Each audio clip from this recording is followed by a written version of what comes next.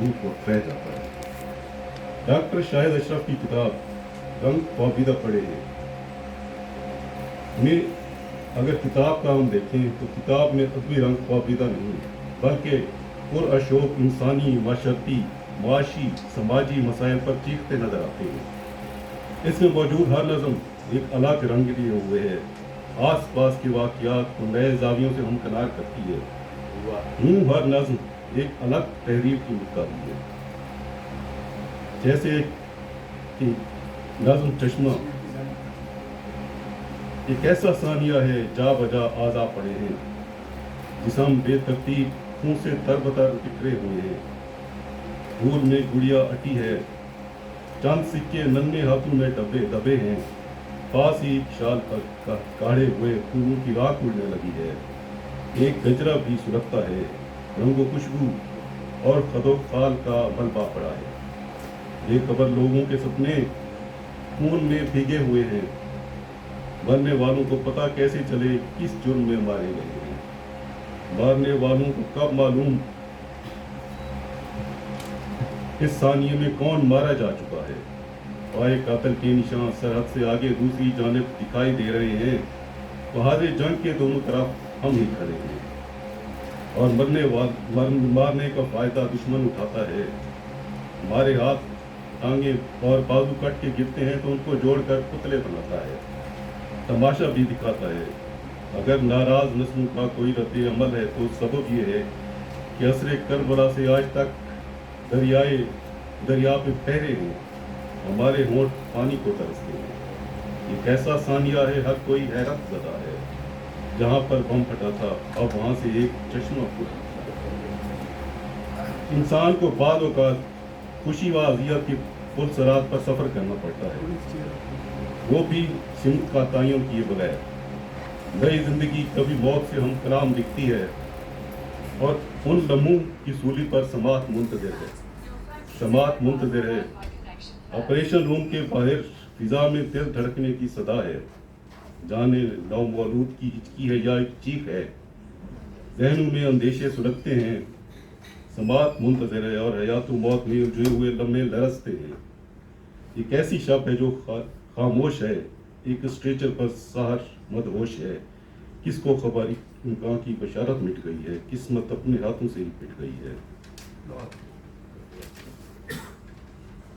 राहदारी में फकत खाली समात है, खामोशी बोलती है, रूह उड़ने को पर तोलती है। गर्ज हर नज़म अपनी अलग दास्तान लिए हुए है और हर एक इस कदर खूबसूरत अंदाज से तहरीर की गई है कि इन आह भर के नज़मों पर भी वाह करनी पड़ती है और मुझे कहना पड़ता है, खूबसूरत ये गमज़दा तहरीर, खूबसूरत ये गमज़दा तहरीर, आह इस पर भरूं कि वाह करूं। अल्फाज की बुनत नज़मों की को खूबसूरत सांचे में ढाल देती है, जो सामिल को दिल को अपनी गिरफ्त में ले लेती हैं। डॉक्टर शाहिद अशरफ जैसे कम गो शायर की खुद कलामी हर हसास इंसान की सदा बनकर आहिस्ता आहिस्ता रूह की तरफ बढ़ती है और कुछ वक्त के लिए इसे अपने आसार में ले लेती है। शायर ने एक नज़म में दरियाए उतर के किनारे बसने वाले फ़लस्तीनी बच्चों के एहसासात, ख़यालात, नामुकम्मल ख्वाहिशात, मज़लूमियत, बेबसी और अज़्म को एक खूबसूरत मंजर अता किया है। दरियाए उर्दन के किनारे से हम अपने मदरसे से वापसी पर अपने बस्ते पत्थरों से भर के लाते हैं। किताबों से महक आती है, पत्थर जगमगाते हैं। घरों की सिमत बढ़ते ही हमारा रास्ता फौजी रोक लेते हैं। हम इनसे मिल के पत्थर फेंकते हैं, हम इन पर मिल के पत्थर फेंकते हैं और जवाबन गोलियां बरसाई जाती हैं। अगर हम मिल के पत्थर फेंके जाएं तो पूरा तल अबीब इन पत्थरों में दफन हो जाए। ज़माना जानता है हमने दुश्मन को गुलेरों से भगाया है, हमें एक आखिरी अब मरहला अंजाम देना है। चले हम पत्थरों को तोड़कर कंकर बनाते हैं, आबा बेरों की सूरत अपने दुश्मन पर गिराते हैं। हम अपने मदरसे से वापसी पर अपने बस्ते पत्थरों से भर के लाते हैं। किताबों से महक आती है, पत्थर जगमगाता है। इनकी नज़म में घुटन ज़दा माहौल के खिलाफ बगावत दिखती है। شاعر نے عصری مسائل کو اس انداز میں بیان کیا ہے کہ ہمیں یہ نظمیں آج حسب حال معلوم ہوتی ہیں. آپ نے اپنی نظموں میں نہ صرف اپنے آس پاس ہونے والے ظلم و باربریت کی تصویر دکھائی ہے بلکہ بین الاقوامی زیادتیوں کو بھی خوب احاطہ کیا ہے. میں شاعر کو ان کے خوبصورت کلام پر مبارکباد دیتے ہوئے ان کی چند اشعار کروں گا. نظم گر صاحب کلام ہے خوب، نظم گر صاحب کلام ہے خوب، رنگ خوابیدہ ہے کا نام ہے خوب. منفرد اور کمال یہ تحریر، منفرد اور کمال یہ تحریر، اس کا آغاز و اختتام ہے خوب. مثل پارس خیال شعر و سخن، مثل پارس خیال شعر و سخن، ایسے لکھا کہ عام خام ہے خوب. ایک تخلص ہے دونوں کا شاہد، ایک تخلص ہے دونوں کا شاہد، نصف ہم نام کا کلام ہے خوب.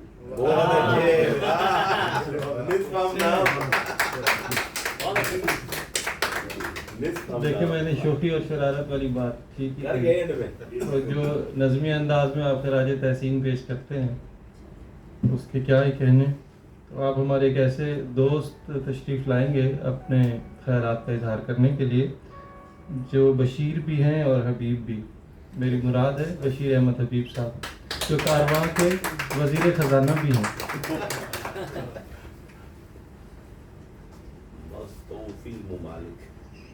بسم اللہ الرحمن الرحیم. صاحب صدر کی اجازت سے شاہد اشرف کے حابیدہ رنگ مضمون کا عنوان ہے. غالب کا مصرع ہے، خلد کا ایک در ہے میری گور کے اندر کھلا.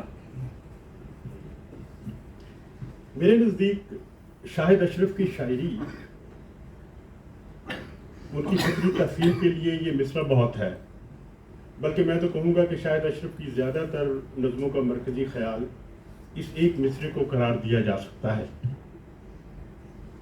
وہ حساس طبع کے مالک ہیں، درد مند دل رکھتے ہیں، بحثیت شخص، اور پھر ایک شاعر ہونے کے ناطے ان کے ہاں جہاں جہاں رنج و الم کا اظہار سامنے آیا ہے اس رنج اور کرب کا خمیر خارق سے اٹھتا نظر آتا ہے. ان کے اپنے رنج کم اور اپنے گرد و پیش میں رونما ہونے والے سانحات جو انہیں رنجیدہ کرتے ہیں، ان کے کرب بے ساختہ و برجستہ ان کے ہونٹوں سے ادا ہو جاتے ہیں. لیکن خلد کا ایک در ہے میری گور کے اندر کھلا کہ مصداق وہ ان رنج و الم سے لبریز واقعات سے گزر چکنے کے بعد اپنے فکر، اپنے اظہار میں پازیٹیونیس کا کوئی نہ کوئی پہلو نکالتے ہیں.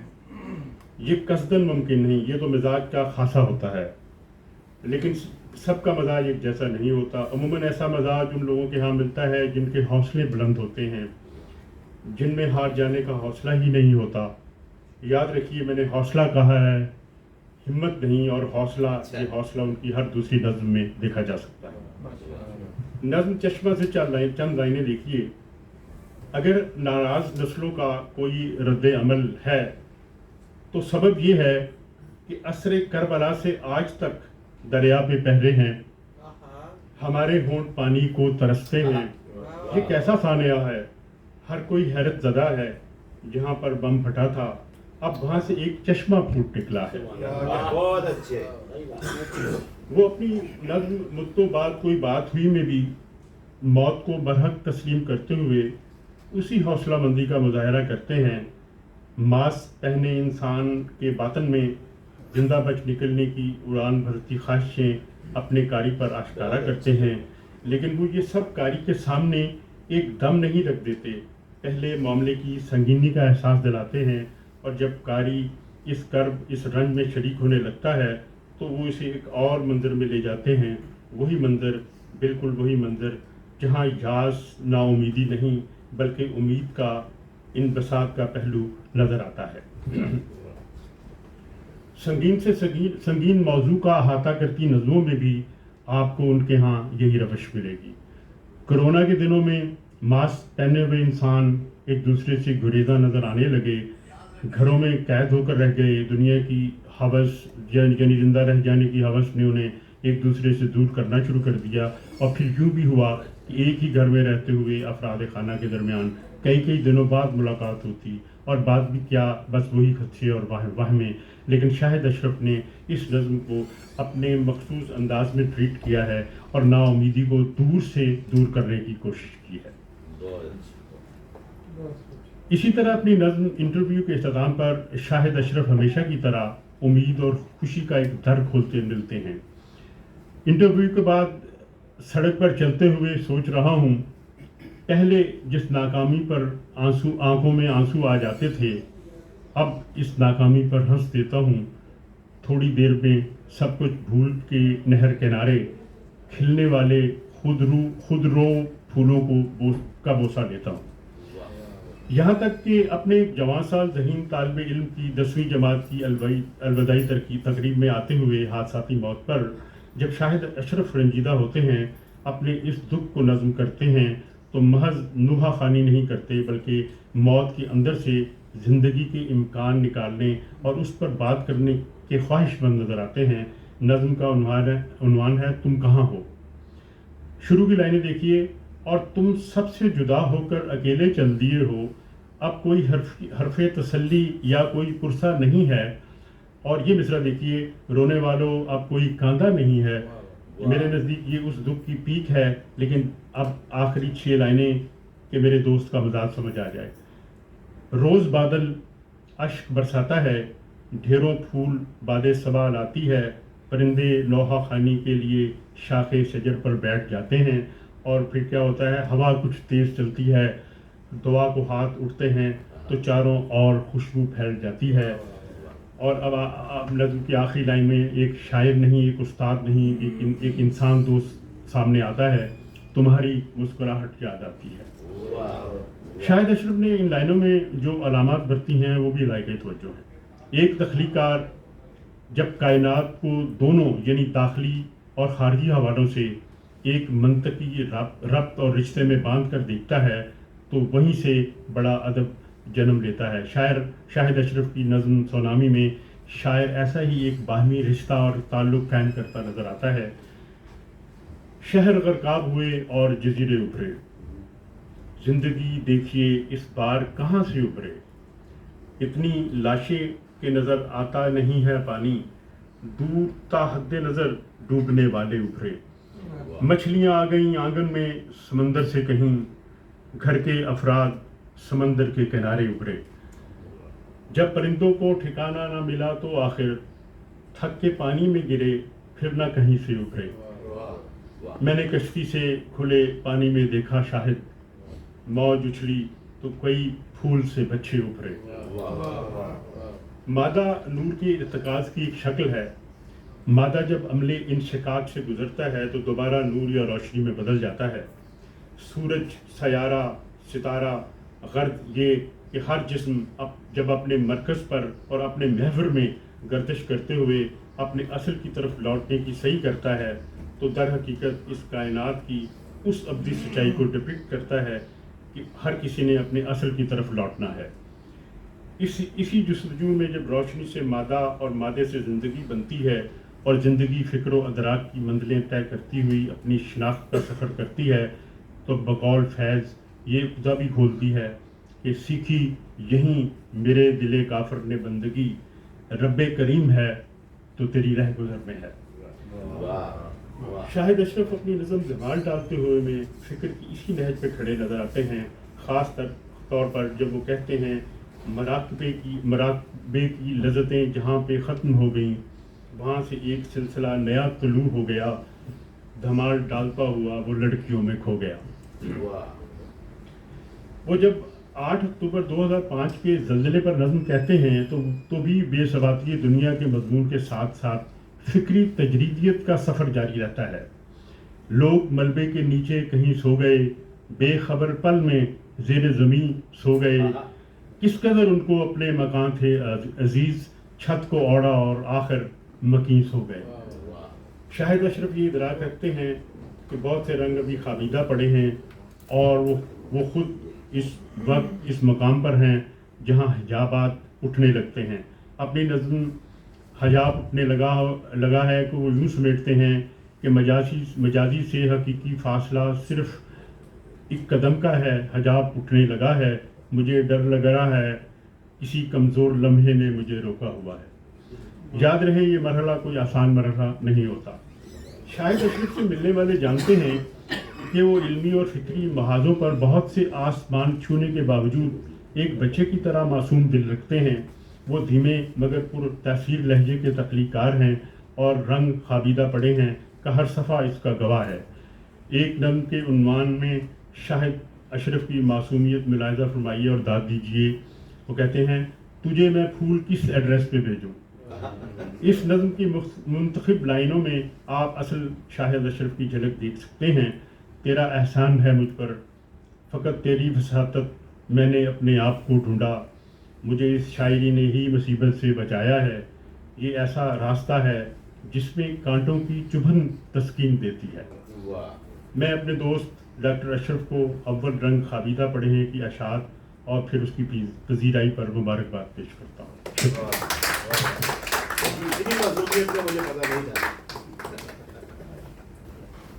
लेकिन मुझे तो इनकी और भी कई बातों का पता है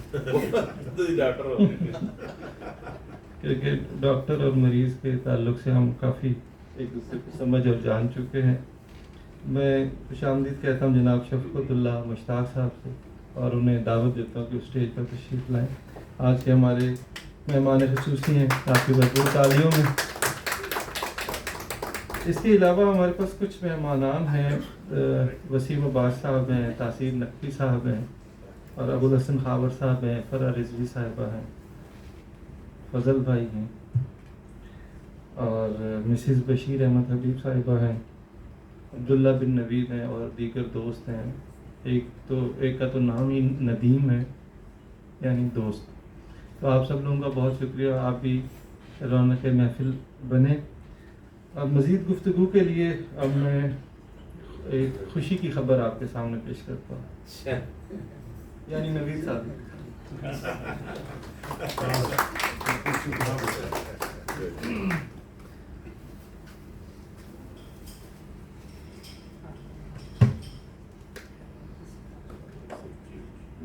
करने वाले का कद लंबा हो तो बाद वाले को मसला होता है।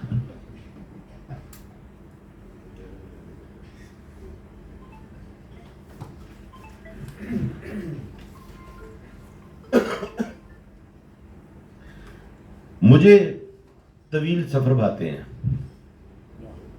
इस पर मुस्तज़ाद ये कि मुझे सीधे रास्तों से अल्लाह वास्ते का बैर है। ऐसा क्यों है आज तक मैं खुद ना जान सका, तो आपको क्या बताऊं। आप कहेंगे कि ये मेरा ज़ाती मसला है, लेकिन मसला ये है कि मेरा ज़ाती मसला होते हुए भी ये मेरा ज़ाती मसला नहीं, कि मेरी ज़ात से वाबस्ता चीज़ें बेशुमार मादी और गैर मादी अशिया, अब मैं इन सब का क्या करूं, कहाँ ले जाऊं, किस ताक पे उठा रखूं, किस दरिया में फेंक आऊं। लेकिन ये सब मेरे बस की बात नहीं कि सारे में गूंजती, हुमकती, लहलहाती, गुनगुनाती, हंसती, रोती कैफियत मेरी ज़ात का हिस्सा है। और फर्ज कीजिए कि अगर मैं इन सब से जान छुड़वाने का कोई नुस्खा अगर मैंने इन सब से जान छुड़वाने का कोई नुस्खा याद कर लिया और फिर उसे कदीम तिब्बी उसूलों के ऐन मुताबिक खुद पर आजमा भी लिया, तो ये सब बाकी नहीं रहेगा। लेकिन इस सब के खात्मे से कब्ल मेरा काम भी तमाम हो जाएगा। इस वसी व अरीज कायनात में मेरा होना ना होना, मेरे मुतल्लकात का वजूद व अदम कोई मानी नहीं रखता। लेकिन इस कायनात के अंदर कितनी कायनातें हैं, आज तक कोई नहीं जान सका। यहाँ तक कि हमारे दरमियान मौजूद पाए के मुहक्किक डॉक्टर सादत सईद भी नहीं जान सके। इन्हीं बेशुमार कायनातों में एक कायनात मेरी ज़ात भी है। हाँ, ये एक ज़ाती अमर है कि मैं इस कायनात में किसे दाखिले की इजाज़त देता हूँ और किसे नहीं। लेकिन कभी कभी कहीं कहीं मुझ पर गोया एक बेबसी का सा आलम तारी हो जाता है। शाहिद अशरफ का मामला भी कुछ ऐसा ही है। मैं उसकी कायनात का हिस्सा बन सका कि नहीं, ये वो जाने, बताए ना बताए उसकी मर्जी।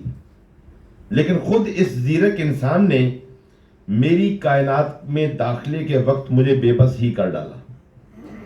مجھے علم ہی نہ ہو سکا کہ یہ شخص کب کہاں سے آیا اور نوید صادق کا اٹوٹ انگ بن بیٹھا. حق جتانا اسے بھی نہیں آتا اور مجھے بھی نہیں. سو میں اسی کو قدر مشتق جان کر مسرور ہو گیا کہ چلو بھائی کوئی اپنے جیسا تو ملا.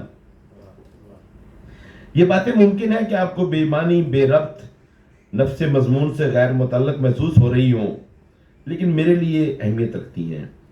اور یوں بھی میں نے پہلے کب کسی کی پرواہ کی ہے جو اب کوئی مجھ سے ایسی توقع رکھ پائے. شاہد اشرف کی شاعری، غزل، نظم، ہائیکو وغیرہ وغیرہ، اس وغیرہ وغیرہ کو آپ جو معنی چاہے پہنا لیں، یہ میرا معاملہ نہیں.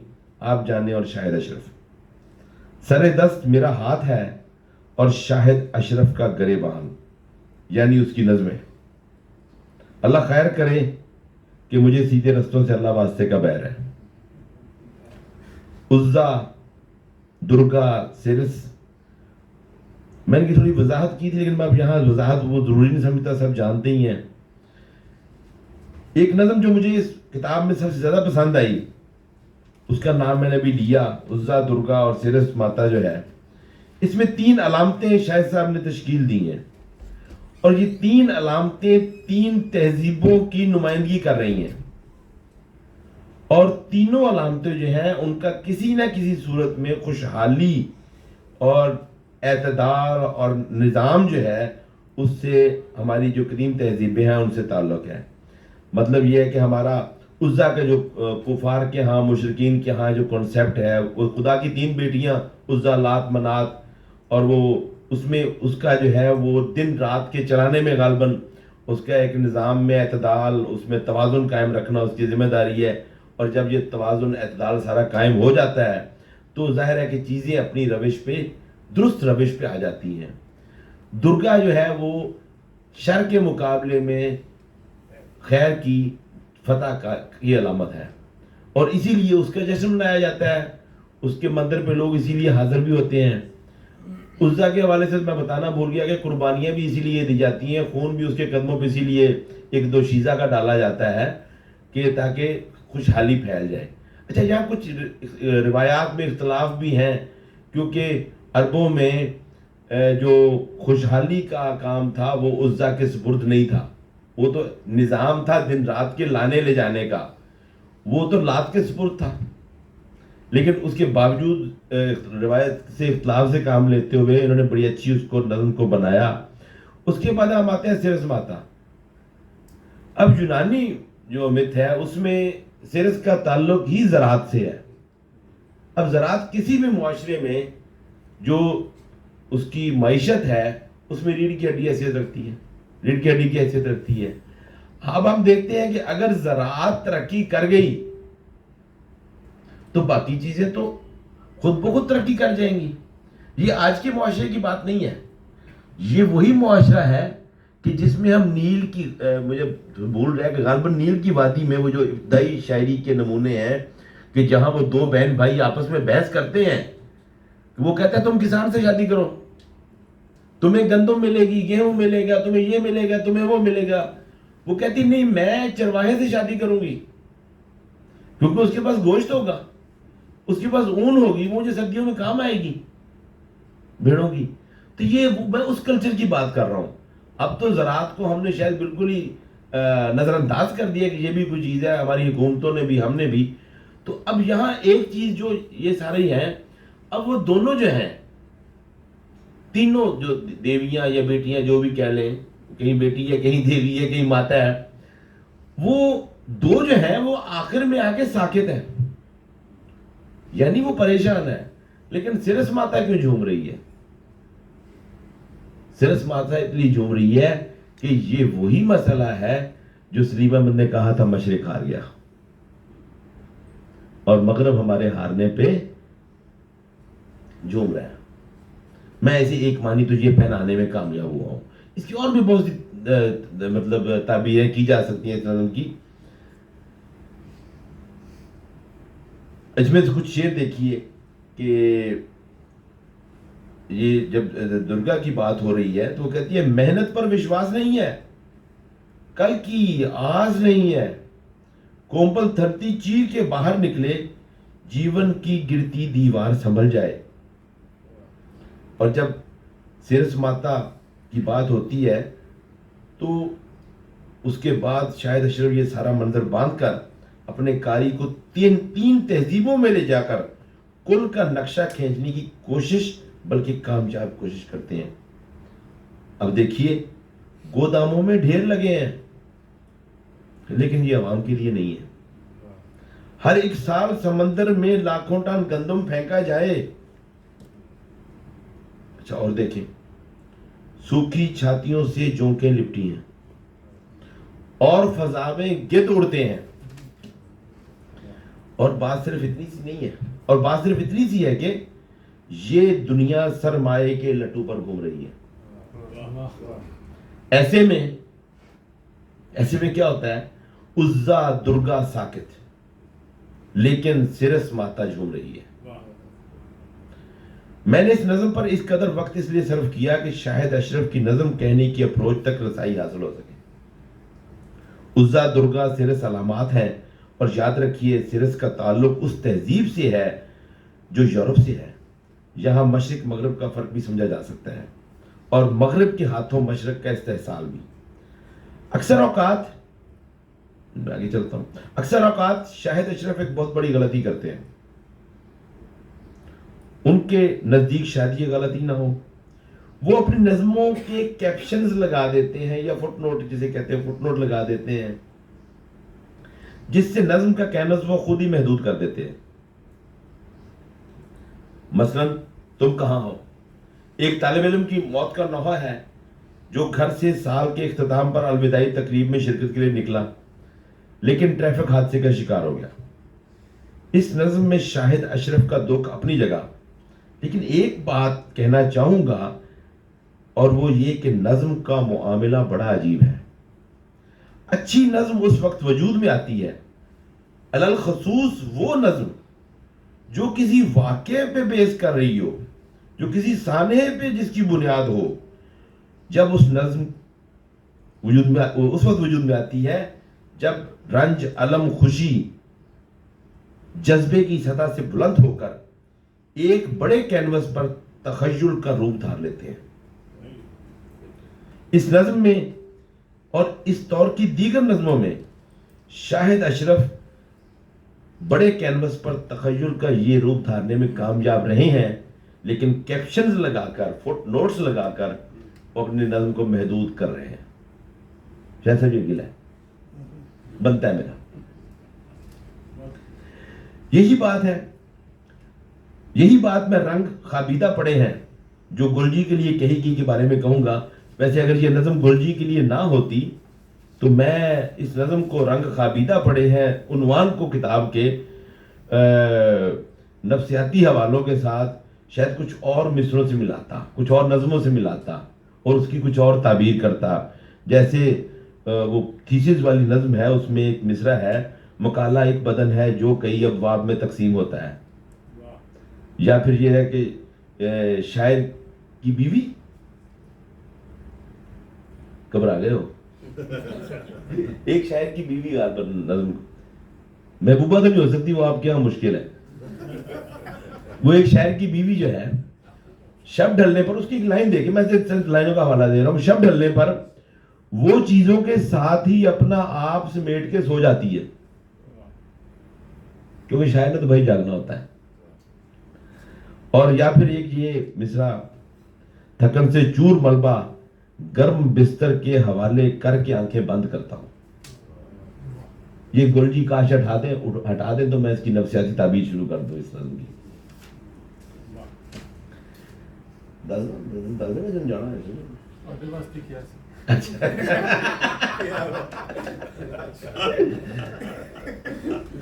جو جہاں ہے سو گیا ہے، دستے قاتل جاگتا ہے.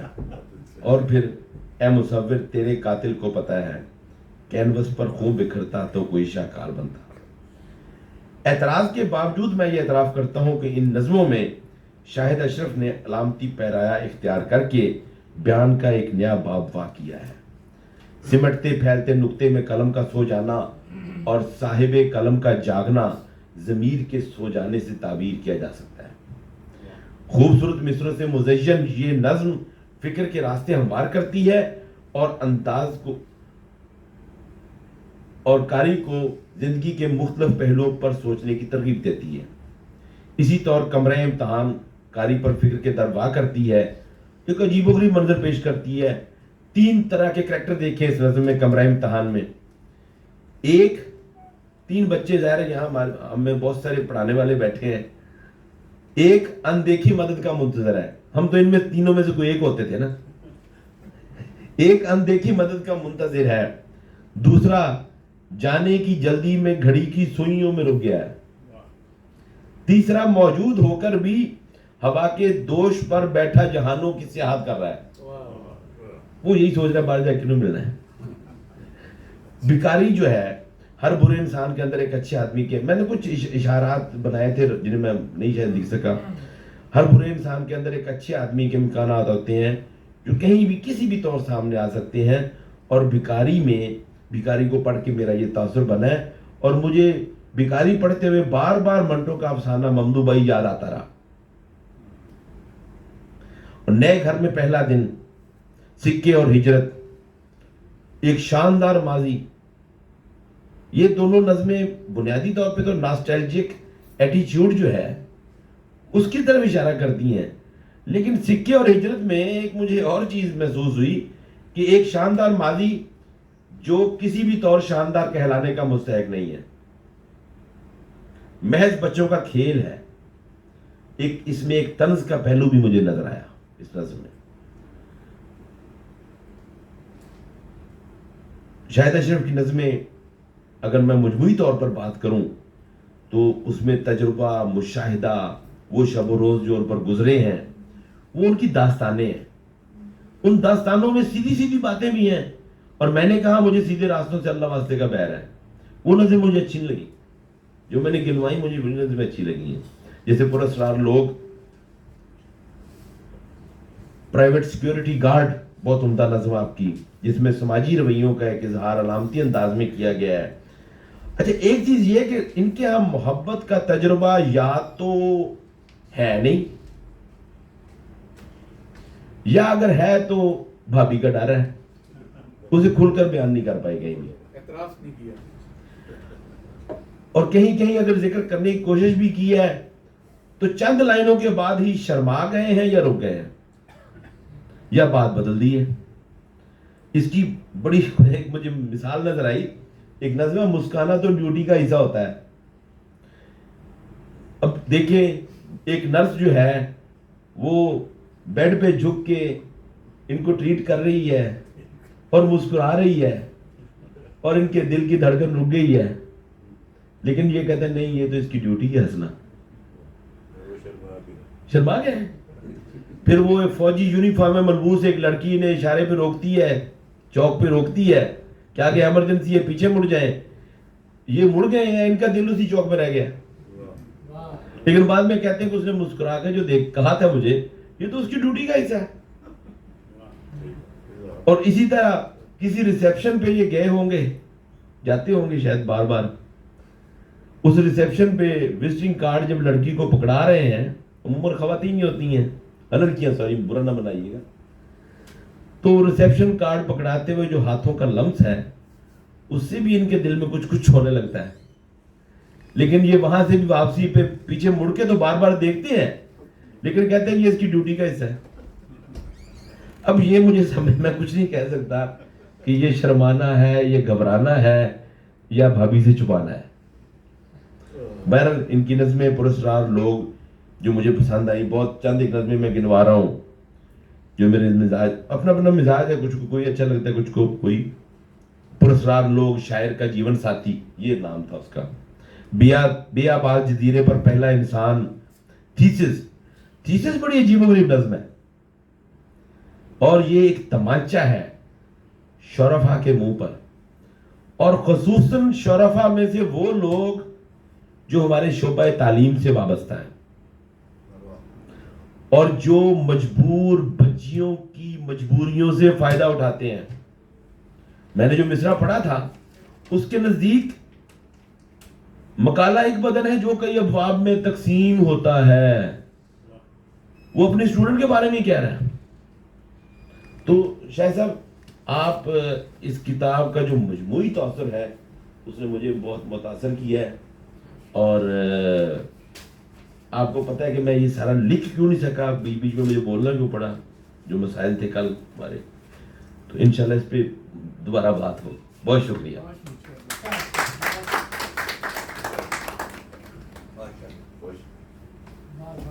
جی نوید صادق صاحب بڑے خوبصورت انداز میں ان کے پوشیدہ جو گوشے جو وہ رکھنا چاہتے تھے ان سے پردہ اٹھا رہے تھے. اب میں دعوت دوں گا محترم منظر اعجاز صاحب کو.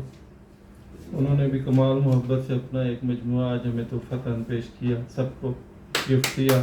میں اور باغ, تو میں اور باغ کے مصنف سے وہ رنگ خوابیدہ پڑے کے مصنف پر گفتگو کریں.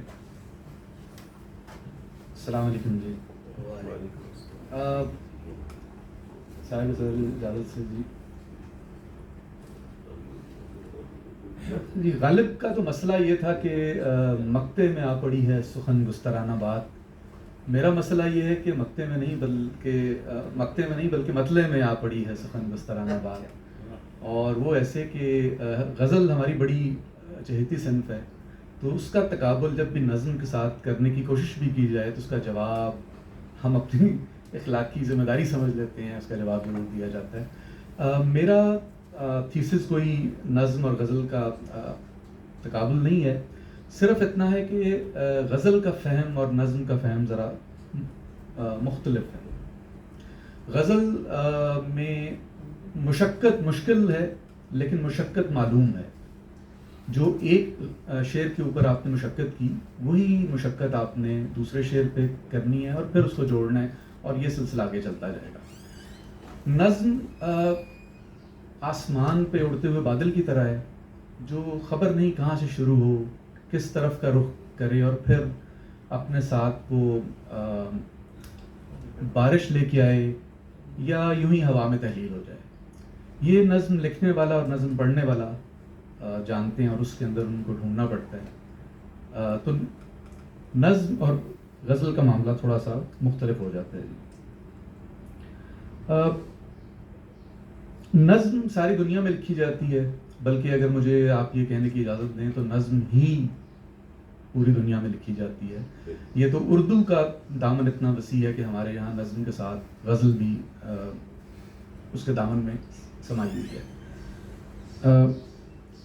آج اقبال ڈے ہے, تو اقبال ڈے کے حوالے سے میں یہ بھی کہنے کی جسارت کروں گا کہ اقبال اور اس کے بعد جو نون میم راشد جیسے نام اگر غزل گوئی رہتے تو شاید ان کا نام اس دنیا میں نہ رہتا. ان کو نظم نے زندہ رکھا ہے, اور نظم اتنا اسٹرانگ, اتنا اہم حوالہ ہے کہ وہ اپنے برتنے والے کے ساتھ وفا بھی کرتی ہے اور اس کو زندہ بھی رکھتی ہے. نظم مشکل بھی لکھی جاتی ہے اور آسان بھی لکھی جاتی ہے. مشکل نظم لکھنے میں آسانی یہ ہے کہ آپ نے لفظوں کے گنجل ایسے ڈالنے ہیں کہ میرے جیسے نالائق تو دور سے ہی جو ہے وہ پیچھے ہو جاتے ہیں کہ کچھ مشکل لکھا ہے تو کچھ نہ کچھ لکھا ہی ہوگا. اور لیکن یہ فیکٹ یہ ہے کہ یہ مشکل صرف میرے جیسے نالائقوں تک ہی نہیں ہے. بڑے مشاہیر اپنے ذاتی خطوط میں نظم گو سے یہ استدعا کرتے ہوئے نظر آتے ہیں کہ اگر اس کی طرف کوئی اشارہ مل جائے تو پھر دیکھو میں اس کے کیسے جو ہے بند کھولتا ہوں اور دنیا کو دکھاتا ہوں. تو یہ نظم کے ساتھ یہ مشکل نظم کے ساتھ یہ مشکل رہی ہے کہ اس کا فہم آسان نہیں ہوتا. لیکن آسان نظم لکھنے کا کام بڑا مشکل ہے. آسان نظم لکھنے کا کام شاید صاحب کے ہاں میں نے یہ دیکھا ہے کہ انہوں نے آسان نظم لکھی ہے, اور میرے خیال میں آسان نظم لکھنے کا کام مشکل کام ہے, اس لیے کہ اس کے اندر لفظوں کا آپ گنجل ہی نہیں آپ نے ڈالنا, آپ نے خیال کو تراشنا ہے اور اس کو آگے لے کے چلنا ہے. میرے ذاتی رائے کے مطابق جب زندگی کے راستے سے زندگی آپ کو اپنے ساتھ لے کے گزرتی ہے تو شاعر اور عام آدمی کا مسئلہ یہ ہے کہ شاعر وہ چیزیں بھی دیکھتا، محسوس کرتا اور لکھتا ہے جو عام آدمی نہیں لکھتا۔ ولیم بلیک ایک مشہور شاعر ہیں، وہ کہتے ہیں to see a world in a grain of sand and a heaven in a wild flower, hold infinity in the palm of your hand and eternity in an hour۔ اس کو میں نے اپنے طور پہ اردو میں ٹرانسلیٹ کرنے کی کوشش کی ہے اس لیے کہ ہم اس کو سمجھ سکیں کہ ریت کے ذرے میں دنیا دیکھنا، ساری جنت ایک گلے بے باک میں، اور ہتھیلی میں سمیٹی وسعتیں جاویدانی ساعتوں کے چاک میں۔ یہی اختصار اور یہی اختصار چھوٹی نظم جو کہ 10 لائنوں کی 15 لائنوں کی 1 سے 1.5 پیج پہ آتی ہے، یہ بھی ایک خوبی ہے نظم کی۔ اور شاہد صاحب کی زیادہ تر نظمیں 1-2 کے علاوہ جو کہ طویل ہیں، انہوں نے اس لیے بھی لکھی ہیں کہ وہ یہ دکھا سکیں کہ وہ طویل نظمیں لکھتے ہیں، اور پابند بھی لکھی ہیں۔ زیادہ تر انہوں نے مختصر نظم جو کہ 1 پیج سے 1.5 پیج پہ آتی ہے، اور اس اختصار کو انہوں نے اپنی خوبی بنایا ہے، اور اس میں انہوں نے وہ شاندار لائنیں لکھ دی ہیں کہ آپ پڑھتے ہوئے بار بار پلٹتے ہیں اور دیکھتے ہیں کہ یار اتنی شاندار لائن لکھ دی ہے اور اتنا اچھا خیال انہوں نے پیش کیا ہے۔ زندگی نے شاہد صاحب کو جس راستے سے بھی گزارا ہے، اور جس خوشی اور غم سے ان کی ملاقات ہوئی ہے، ڈاکٹر شاہد نے بلا کم و کاس ان سب کی منظر نگاری کی ہے، حسیات کی جزیات لکھی ہیں، اور اپنا مشاہدہ، اپنی خوشی اور اپنے غم ورق پہ رکھ کے ہمارے حوالے کیے ہیں۔ اور وہ ایک زیر لب بلکہ زیر مونچھ مسکراہٹ کے ساتھ وہ یہ بھی کہہ رہے ہیں کہ سپردم بتو مایا خیشرا تو دانی حساب کم و بیشرا۔ بہت شکریہ۔ منظر اعجاز صاحب بہت خوبصورت انداز میں گفتگو فرما رہے تھے۔ اب میں ایک ایسی شخصیت کو دعوت دوں گا کہ جب ہم نے لاہور کے ادبی حلقوں میں آنا جانا شروع کیا یا جب یہاں ہوش سنبھالا تو ہم نے ان کو حلقہ ارباب ذوق میں اور ادبی تقاریب میں اپنے سینئر کے طور پر دیکھا، اور جس عمر کی جس حصے میں ان کو دیکھا آج بھی ہم اسی حصے میں ان کو دیکھتے ہیں۔ میری مراد ہے ناصر علی صاحب۔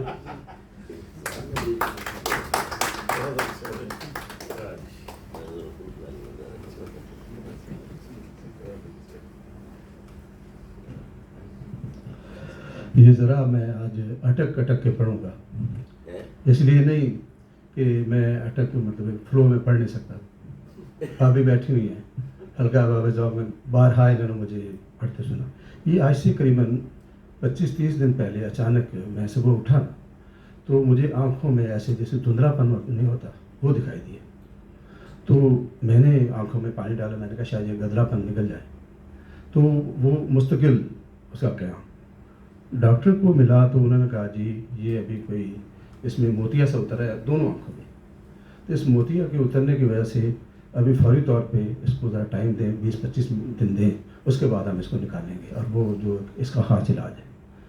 تو مجھے یہ پتہ نہیں تھا اس وقت کہ یہ لاؤڈ پڑھنے میں اتنی دقت ہو جاتی ہے اس پرابلم کی وجہ سے، کہ جب ہم پڑھتے ہیں نا تو ہمارا ظاہر ہے کہ اب مجھے اتنا نظر نہیں آیا، مجھے قریباً وہ کہنا چاہیے کہ 80% ایک آنکھ سے مطلب کم نظر آ رہا ہے اور ایک آنکھ سے 80% نظر آ رہا ہے، یعنی کہ جو 100% مجھے دونوں آنکھوں سے نظر آنا چاہیے تھا وہ 50% نظر آ رہا ہے۔ تو اس لیے وہ پڑھنے میں جب میں نے پہلے دفعہ ایک دفعہ میں نے کہا لاؤڈ ریڈنگ کر کے بچے کے ساتھ دیکھ لوں کہ میں مطلب نا ایک پریکٹس کے لیے، تو ہاں وہ مجھے ایسی بڑی آئی کہ جب میں پڑھنے میں اٹکنے لگ پڑا تو میں نے کہا وجہ کیا ہے، تو اس لیے اگر کوئی اٹکوں تو یہ برداشت کر لیجیے گا۔ یہ بتانا غیر ضروری ہے کہ شاید اشرف لاہور میں منتقل ہی ناصر علی کے لیے ہوا ہے۔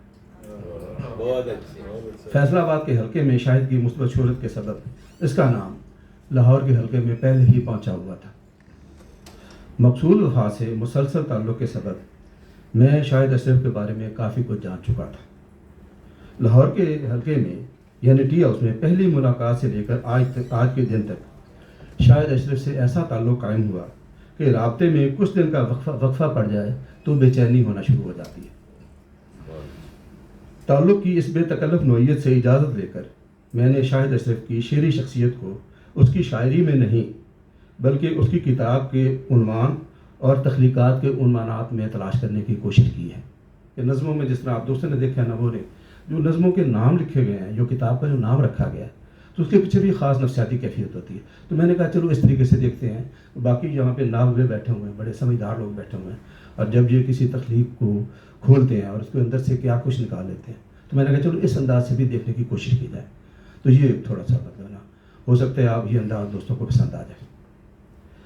ایک نفسیات کی اصطلاح ہے ایگزیبیشنزم۔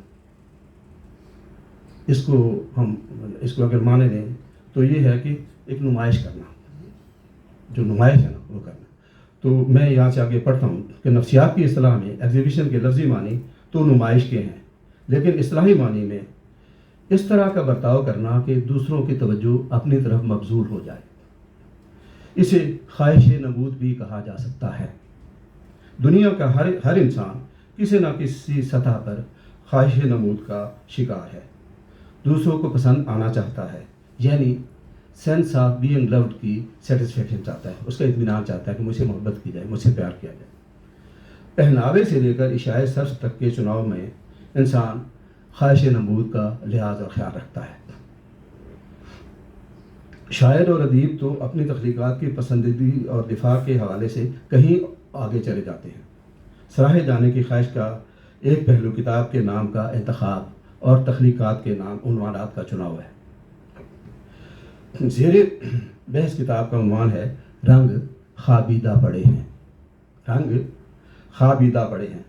ذرا غور کریں تو کھلتا ہے کہ شاعر کہہ رہا ہے کہ میں نے اس کتاب میں رنگ تو بکھیر دیے ہیں، لیکن یہ رنگ خوابیدہ ہیں، یہ اس طرح کھل کر سامنے نہیں آئے جس طرح سامنے آنے چاہیے۔ اس کو ہم جو ہماری دیکھنے والی آنکھ ہے اس کو تلاش کریں۔ اگر ہم کسی خوابیدہ وجود کی طرف توجہ دیں تو اسے دیکھنا پڑتا ہے، وہ خود متوجہ نہیں ہوتا۔ اسے دیکھنا پڑتا ہے، وہ خود متوجہ نہیں ہوتا۔ خوابیدگی کہیں اطمینان ظاہر کرتی ہے تو کہیں سستی، خوابیدگی کہیں اطمینان ظاہر کرتی ہے تو کہیں سستی، لیکن خوابیدگی کی ایک وجہ وجود میں انکسار کی شدت کا ہونا بھی ہے۔ منکسر لوگ بھی وہ خوابیدہ سے ہوتے ہیں، اس طرح کھل کے سامنے نہیں آ رہے ہوتے۔ یعنی وجود تمام تر رنگین امکانات کے ساتھ موجود تو ہے، لیکن رویہ اچھل اچھل کر سامنے آنے کا نہیں ہے۔ اس بات کی تائید عنوان کے تیسرے لفظ پڑے سے بھی ہوتی ہے کہ رنگ خوابیدہ پڑے ہیں، کہ پڑے ہیں لیکن اس طرح اچھل کر سامنے نہیں آ رہے۔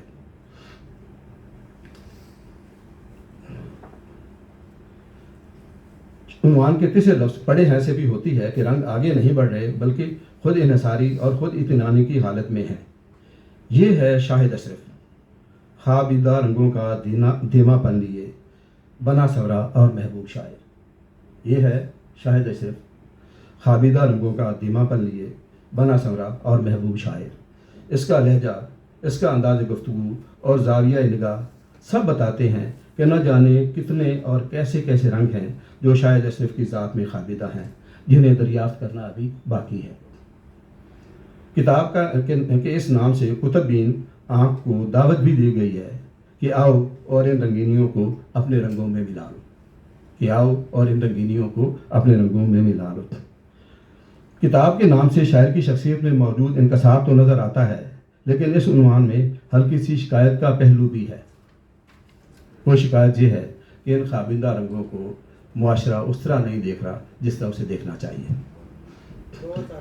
کتاب کی پہلی نظم نعت ہے۔ نعت کا عنوان ہے کم سن قالین باف دربار رسالت میں۔ کم سن قالین باف دربار رسالت میں۔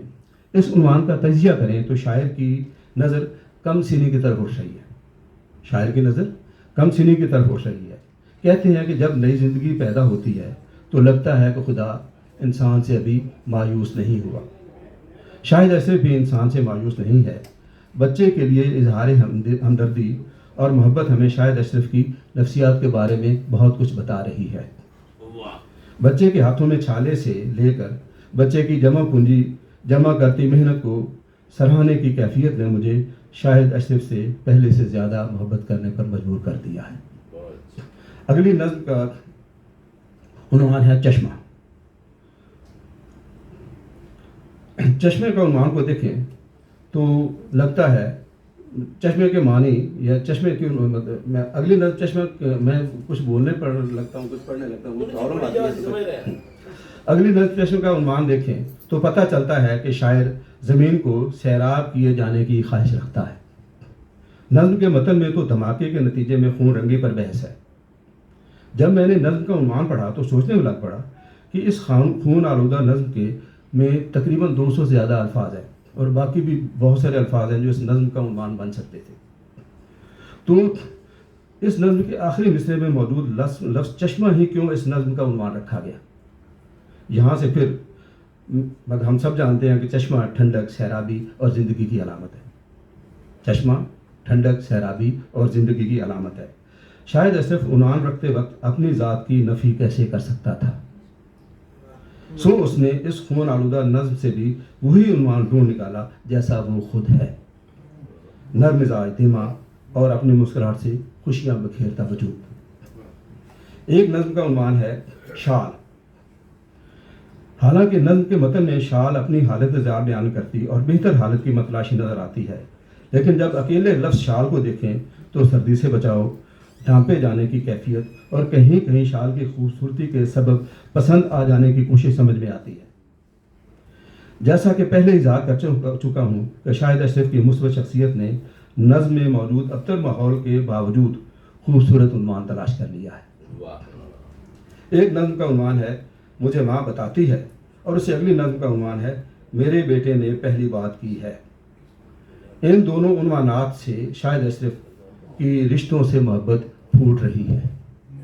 इन दोनों उन्वानात से शाहिद अशरफ की रिश्तों से मोहब्बत फूट रही है।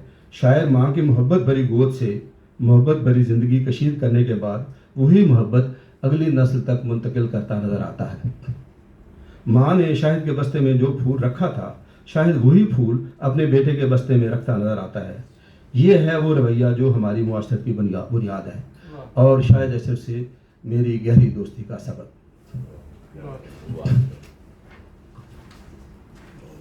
ये मैंने शायद से बात करी थी, उसने कहा तवील नहीं होना चाहिए, 3 सफ़ों तक होना चाहिए। तो ये तीसरा आखिरी सफ़ा है, आपके सब्र कर देना वो मरहला खत्म। ये 18 में है।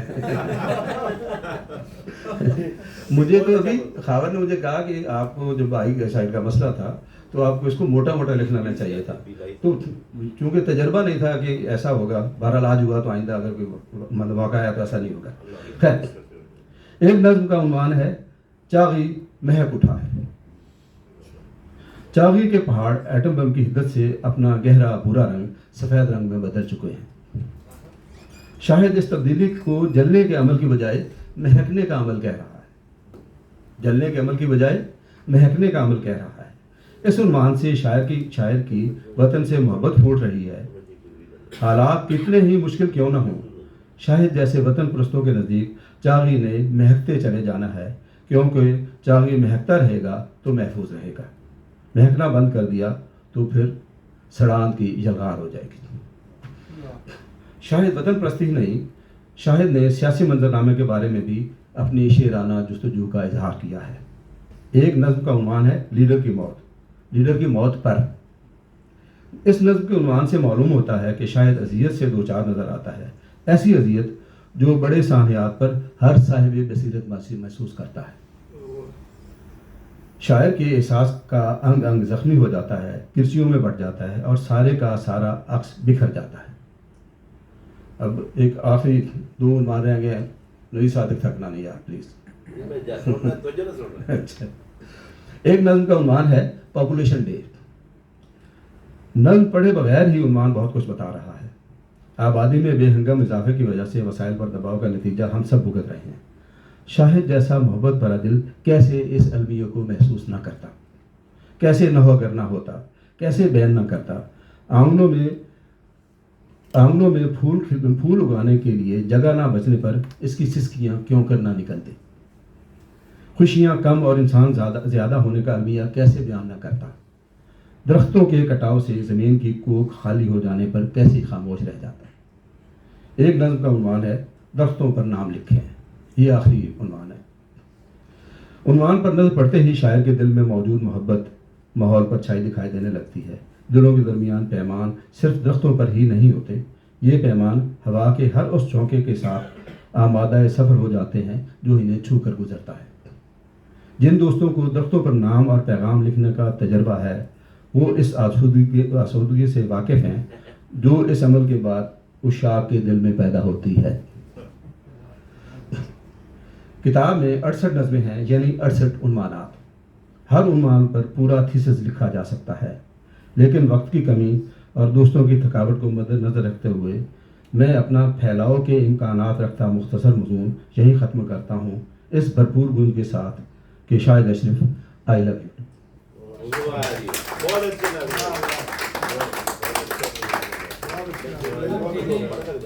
جو بات ڈاکٹر شاہد اشرف ساری زندگی نہ کہہ سکے آپ نے آخر میں ان کے لیے کہہ۔ اب آپ کی بھرپور تعلیموں میں قوس کے خالق اور جل پری کے مالک ہمارے عبد العزیز سعود عثمانی صاحب سے گزارش ہے کہ وہ ڈاکٹر شاہد اشرف کی شاعری پر ان کی نظموں پر گفتگو فرمائے۔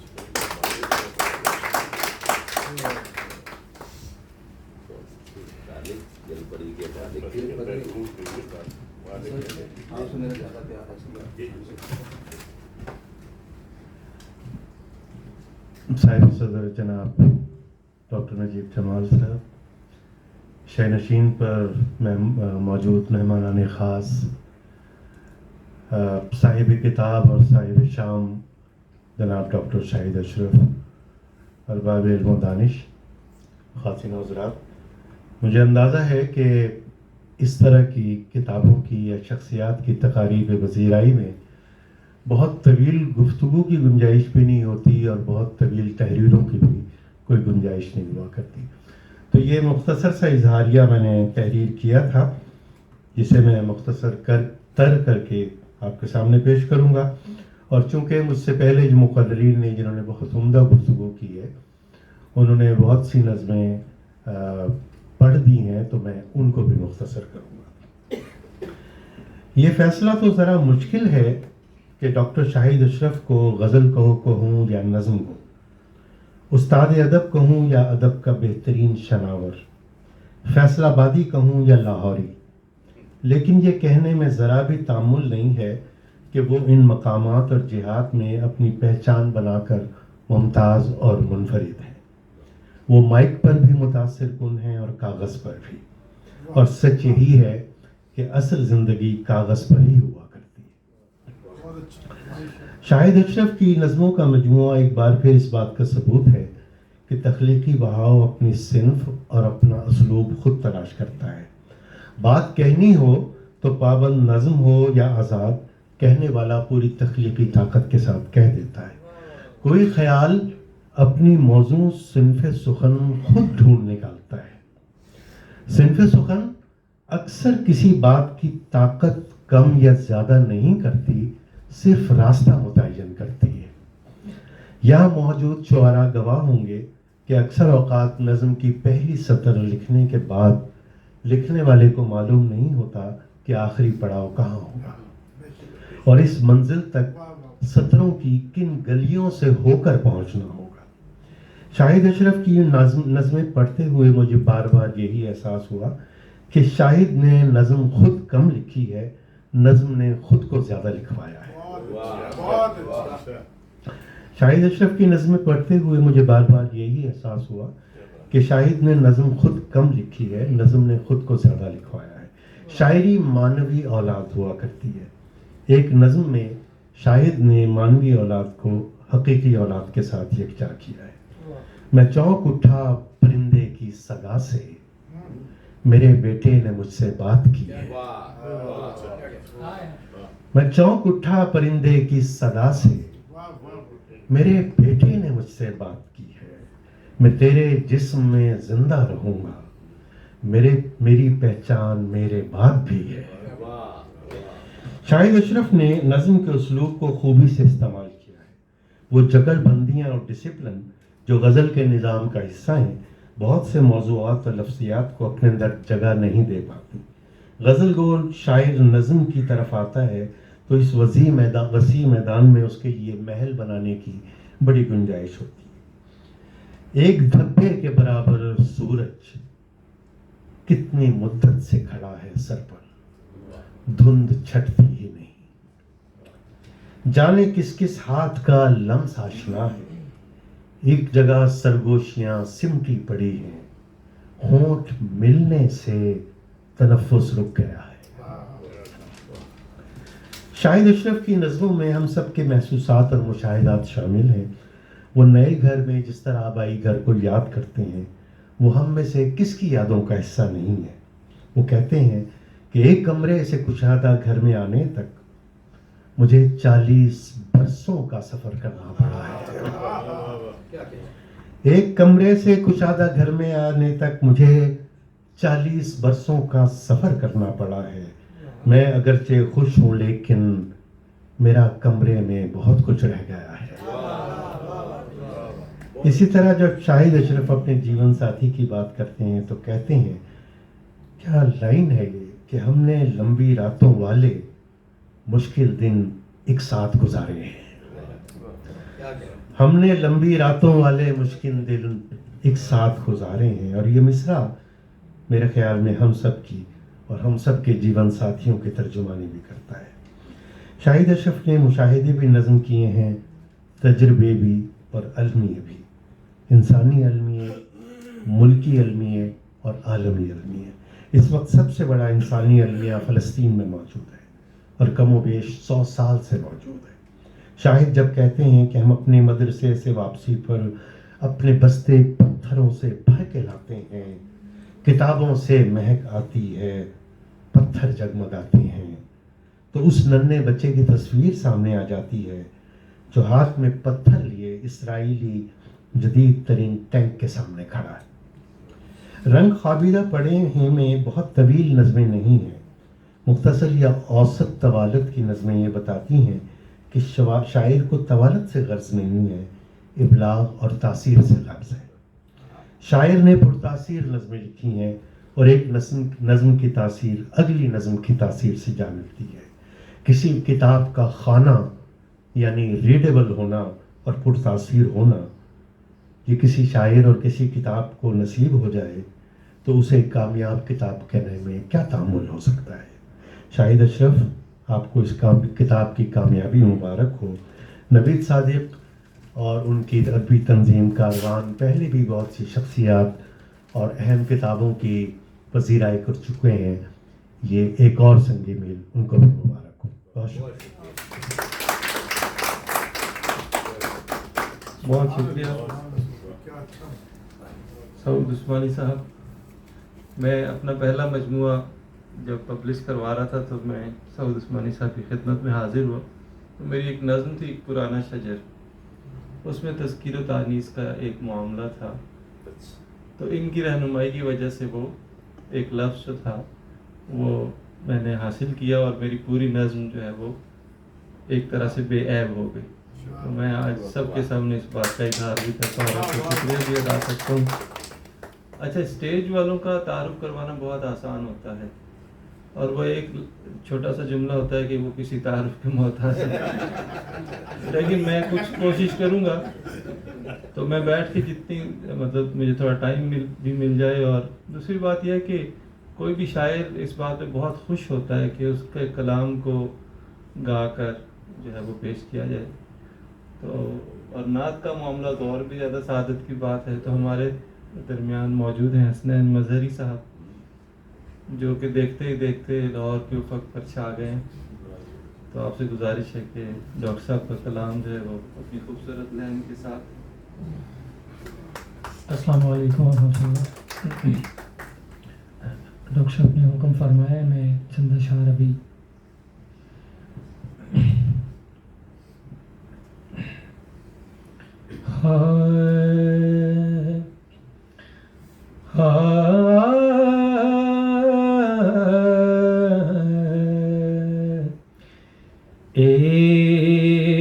تصویر میں لوگوں کی طرف دیکھتا ہوں، ایک تصویر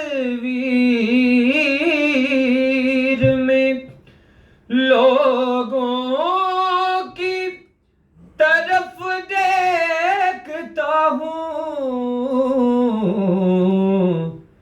طیبہ جاتے ہوئے رستوں کی طرف دیکھتا ہوں، طیبہ جاتے ہوئے رستوں کی طرف دیکھتا ہوں، اپنے آئندہ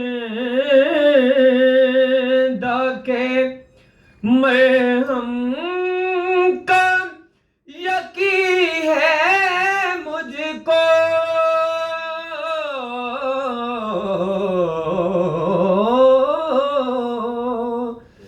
اپنے آئندہ کے مرہم کا یقین ہے مجھ کو،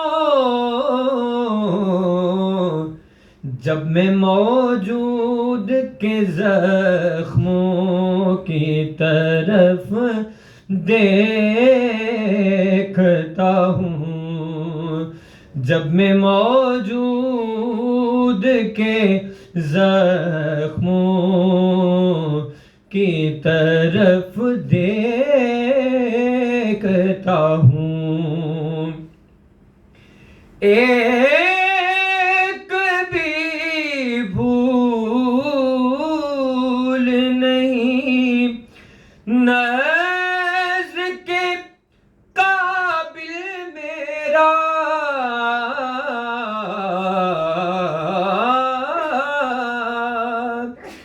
ایک بھی بھول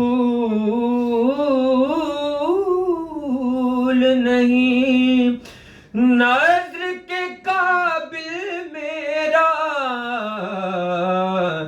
اپنے مرجھائے درختوں کی طرف دیکھتا ہوں، اپنے مرجھائے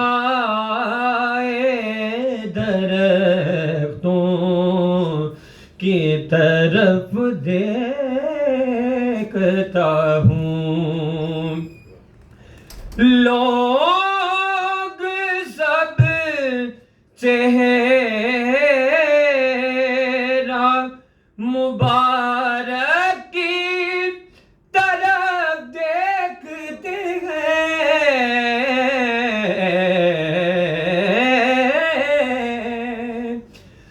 لوگ سب چہرہ مبارک کی طرف دیکھتے ہیں، میں فقط آپ کے قدموں کی طرف دیکھتا ہوں، دل مدینے میں تو جاں ہوتی ہے مکے شاہد،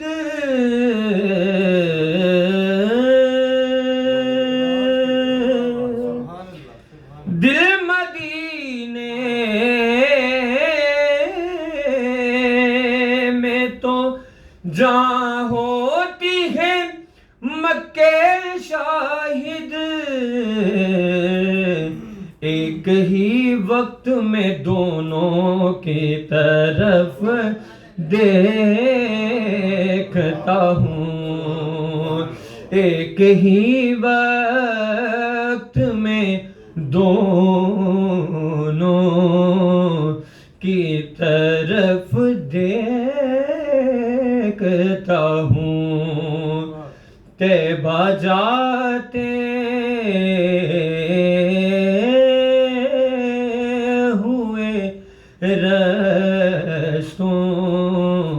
की तरफ देखता हूँ।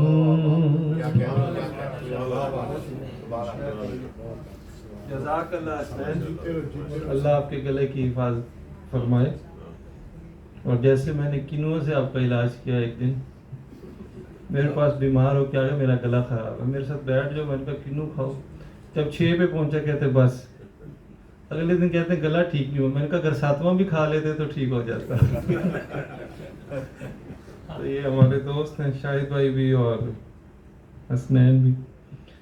स्टेज पे हमारे पास बहुत ही शानदार और जानी पहचानी शख्सियात मौजूद हैं। सबसे पहले जिस शख्सियत को मैं दावत कलाम दूंगा, उनका नाम है जनाब शफ़क़तुल्लाह मुश्ताक साहब। पीर महल से ताल्लुक़ है, फिर फैसलाबाद तशरीफ़ ले आए और पंजाबी और उर्दू शायरी इनका हवाला है, गवर्नमेंट सर्वेंट हैं और शाहिद अशरफ साहब के बहुत करीबी दोस्त हैं। तो बतौर दोस्त और बतौर मुहक्किक, बतौर शायर, जिस खूबसूरत अंदाज से वो गुफ्तगू कर सकते हैं, शायद ही कोई दूसरा कर सके। तो आपकी भरपूर तालियों में जनाब शफ़क़तुल्लाह मुश्ताक साहब।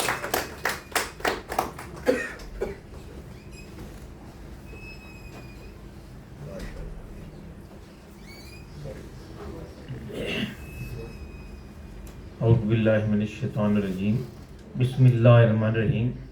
जनाब सदर, जनाब प्रोफेसर डॉक्टर शाहिद अशरफ साहब, स्टेज पर बैठे जुमला दानिश्वर हज़रात और इस हाल में बैठे जुमला लोग हैं, अस्सलाम वालेकुम। जिस तरह इन्होंने फरमाया, मैं बहरहाल दानिश्वर तो नहीं हूँ, लेकिन मैं मशकूर हूँ डॉक्टर शाहिद अशरफ साहब का कि उन्होंने आज मुझे यहाँ बुलाया। जो आज चीज़ें यहाँ सुनने को मिली हैं, उनसे मेरी तरबियत हुई है। मैं समझता हूँ कि हर लम्हा ज़िंदगी कायम होता है, क्योंकि आप किसी न किसी नए शख्स से मिलते हैं या अशख़ास के ख़यालात से मुतारिफ़ होते हैं।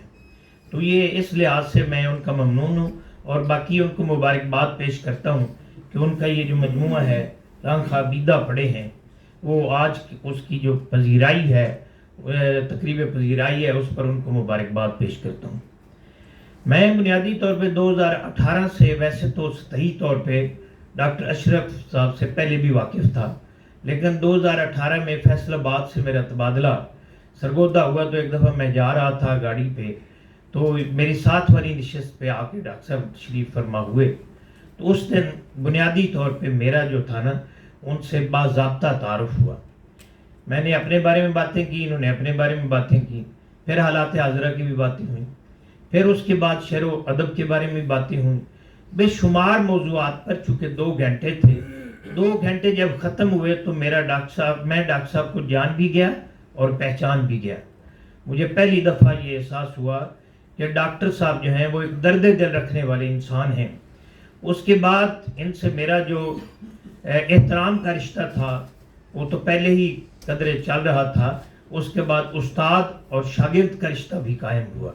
मैंने उनसे बड़ा कुछ सीखा, मैंने उनसे अदब सीखा, मैंने उनसे आदाब सीखे, मैंने उनसे सरीका शायरी सीखी, मैंने उनसे शायरी सीखी, मैंने उनसे कठिन और नामसाद हालात में सब्र व तहम्मुल करने का जो मुजाहिरा होता है वो भी मैंने इनसे सीखा। मैंने इनसे ये भी सीखा कि किसी की बात जो है वो किस तरह सुनी जाती है और उसके बाद अपनी बात उसको किस तरह सुनाई जाती है। लिहाजा मेरी तालीम व तरबियत में भी इनका हाथ है। अल्लाह ताला ये हाथ मेरे सर पर कायम दायम रखे। ये आप जानते हैं, जिस तरह इनके तारों में ये लिखा हुआ है कि इनका जो ताल्लुक़ है वो एक इल्मी और अदबी घराने से है। इनके जो वालिद साहब थे, उनका जो अफसानों का मजमुआ था, उनका नाम था दूसरा सजदा।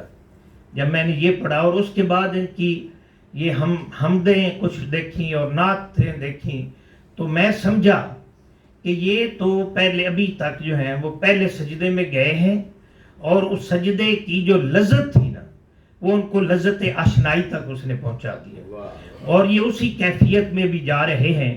और मेरा वजदान ये कहता है कि एक दिन ये वासिल बिल हक हो जाएंगे, लेकिन मेरी इनसे गुजारिश है कि ये अपनी मेहनत जारी रखें।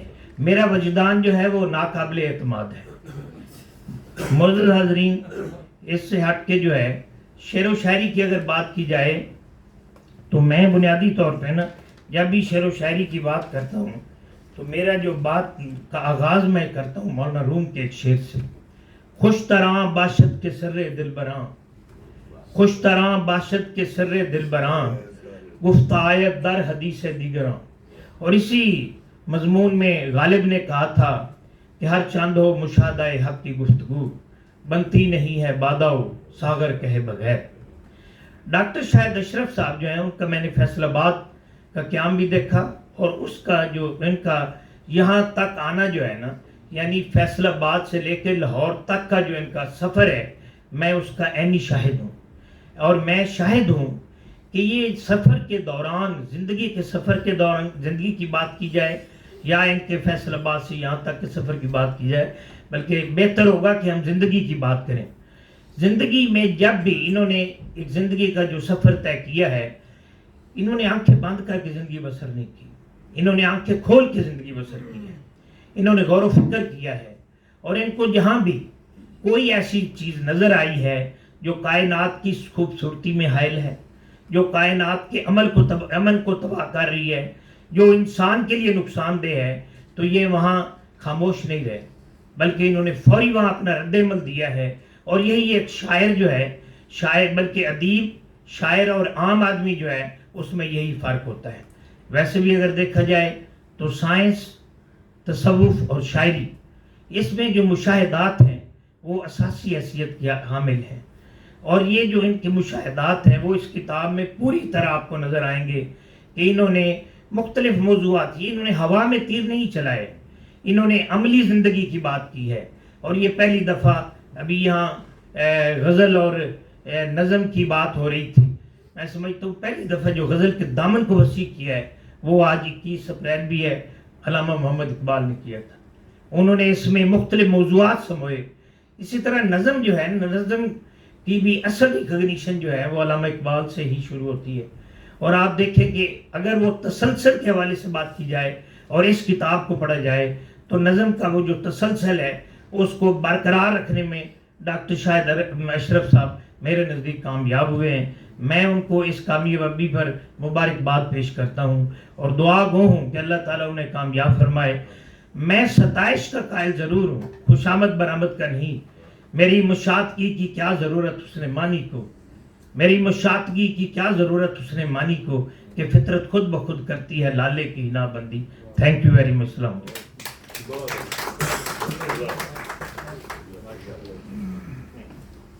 شفقت اللہ مشتاق صاحب نے جو ڈاکٹر صاحب کے بارے میں سفر کی رودات بیان کی، اور اس سفر سے انہیں پتہ چلا کہ یہ درد دل رکھنے والے انسان ہیں، تو اس دن یہ فیصل آباد سے سرگودا اپنے سسرال جا رہے تھے. اچھا، جو اسٹیج پر بیٹھے ہمارے بہت سینئر افراد ہیں، ان کے تعارف میں کے لیے یہ بھی آپ کہہ سکتے ہیں کہ یہ اتنے مشاق اور اتنے تجربہ کار ہوتے ہیں کہ انہیں کچھ لکھنے کی ضرورت نہیں ہوتی اور نہ ہی تیاری کی ضرورت ہوتی ہے. یہ وہیں بیٹھے بیٹھے سارا ایک گھنٹے کا مضمون بھی تیار کر سکتے ہیں کسی بھی کتاب کے بارے میں اور کسی بھی مصنف کے بارے میں. تو ایسی شخصیات میں سب سے پہلے جس شخصیت کو دعوت دوں گا وہ ہے جناب غلام حسین ساجد صاحب، جو خود بہت ساری کتب کے مصنف ہیں، شاعر ہیں، ہر دل عزیز ہیں.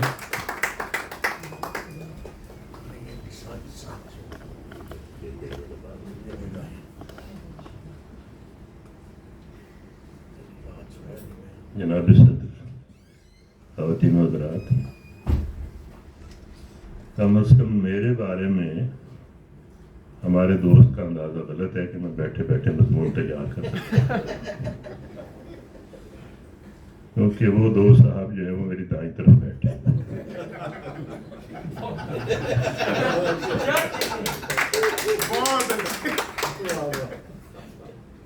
معاملہ یہ ہے کہ بہت دیر سے میں اس بات پہ غور کر رہا ہوں، کئی برسوں سے، کہ جن لوگوں سے آپ کو ملنا ہوتا ہے اور جن کتابوں کو آپ کو پڑھنا ہوتا ہے وہ کہیں بہت پہلے آپ کی تقدیر میں لکھ دی گئی ہوتی ہے. شاہد اشرف سے ملے بھی کوئی 3-4 برس ہوئے، اور یہ کتاب بھی مجھے کوئی 3.5 برس پہلے ملی تھی. پھر یہ خوابیدہ ہو گئی، اور خوابیدہ ایسے ہوئی کہ میں اپنے علاقے کی لائبریری کو کچھ کتابیں ڈونیٹ کرتا ہوں، تو جو مجھے گمان گزرا کہ یہ نثری نظم کی کتاب ہے، اور نثری نظم میں میں بہت زیادہ کہہ لیجیے کہ متاثر ہوں، تو اس لیے نثری نظم کی کتابیں میں کم ہی پڑھتا ہوں.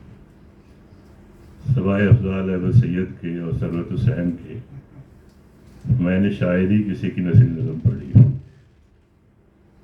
کیونکہ کچھ خواتین نثری نظم لکھنے والوں نے مجھے بہت مایوس کیا، انہوں نے میرٹ پر مایوس کیا اور میرٹ پر مایوس کیا.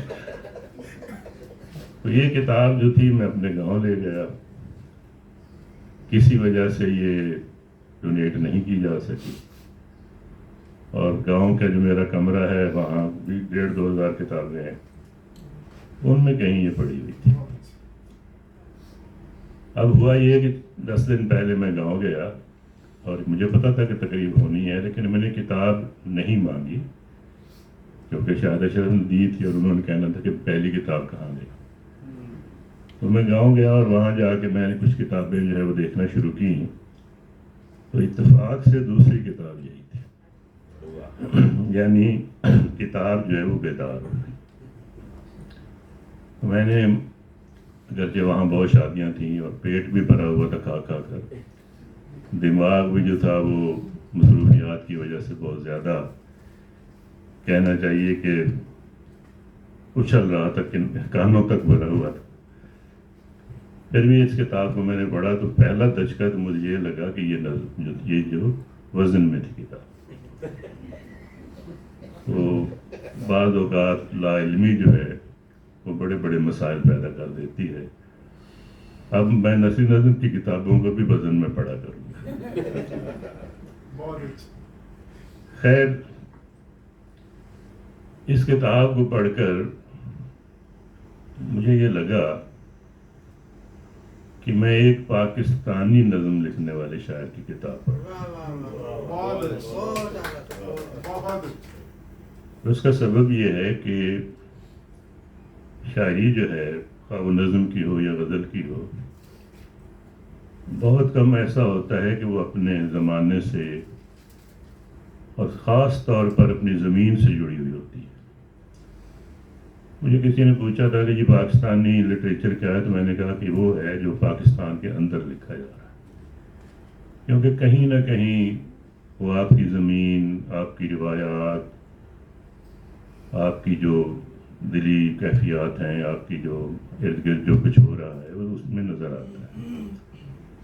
یہ کتاب پڑھتے ہوئے مجھے بہت شدت کے ساتھ یہ لگا کہ وہ تمام باتیں جنہیں میں نے کہیں اپنی یادداشت میں جو ہے وہ گم کر دیا ہے، وہ اس کتاب میں ابھر کر سامنے آتی ہیں.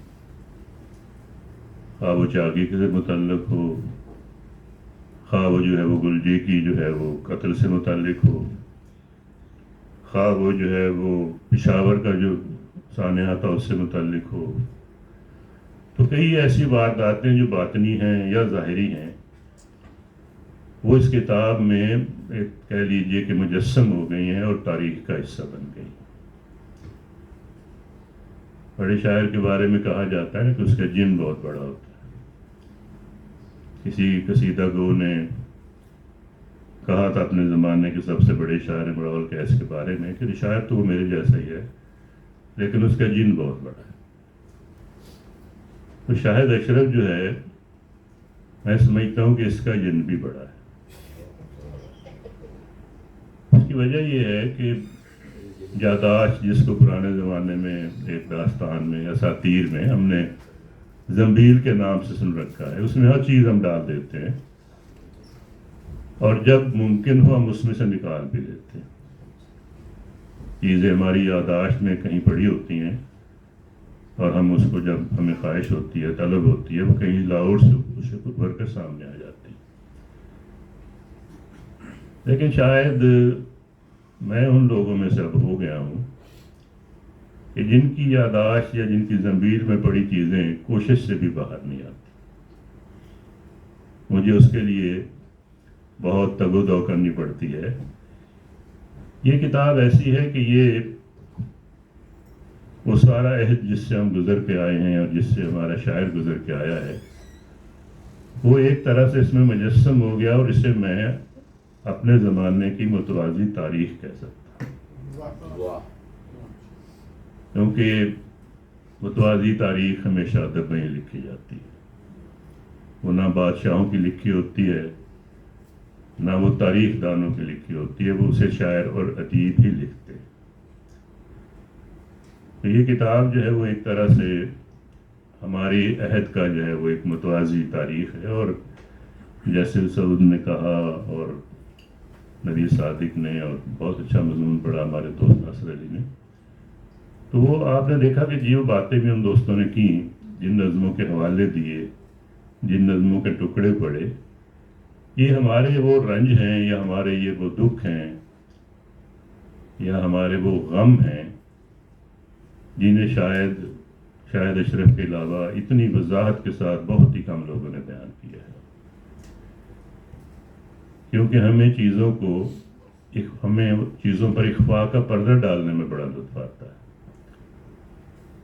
کہا جا رہا تھا نا کہ کتاب میں علامت استعمال ہوئی ہے، علامت ہے خاص طور پر وہ نظم جو اساطیر سے متعلق ہے اور جس میں 3 دیویوں کا ذکر ہے، اور اساطیر سے میری بھی دلچسپی ہے، لہذا اس نظم کو میں نے بہت توجہ سے پڑھا، لیکن میں نے یہ دیکھا کہ یہ کتاب جو ہے وہ اساطیر سے زیادہ ابہام سے بچ کر ایک واضح پیغام دینے کی کوشش کرتی ہوئی کتاب ہے، اور اس میں آپ جو بھی نظم پڑھیں گے وہ مکمل ابلاغ کرتی ہے۔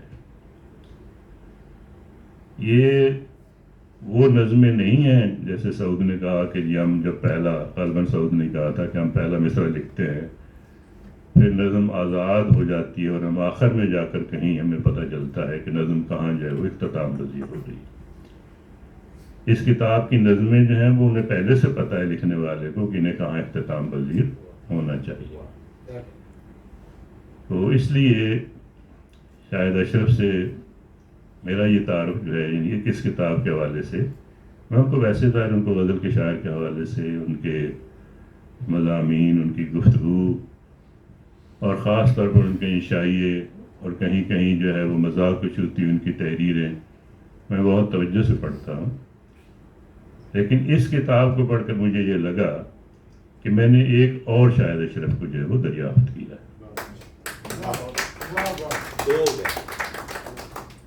دو نہیں ہوئے ہیں، ایک ہی۔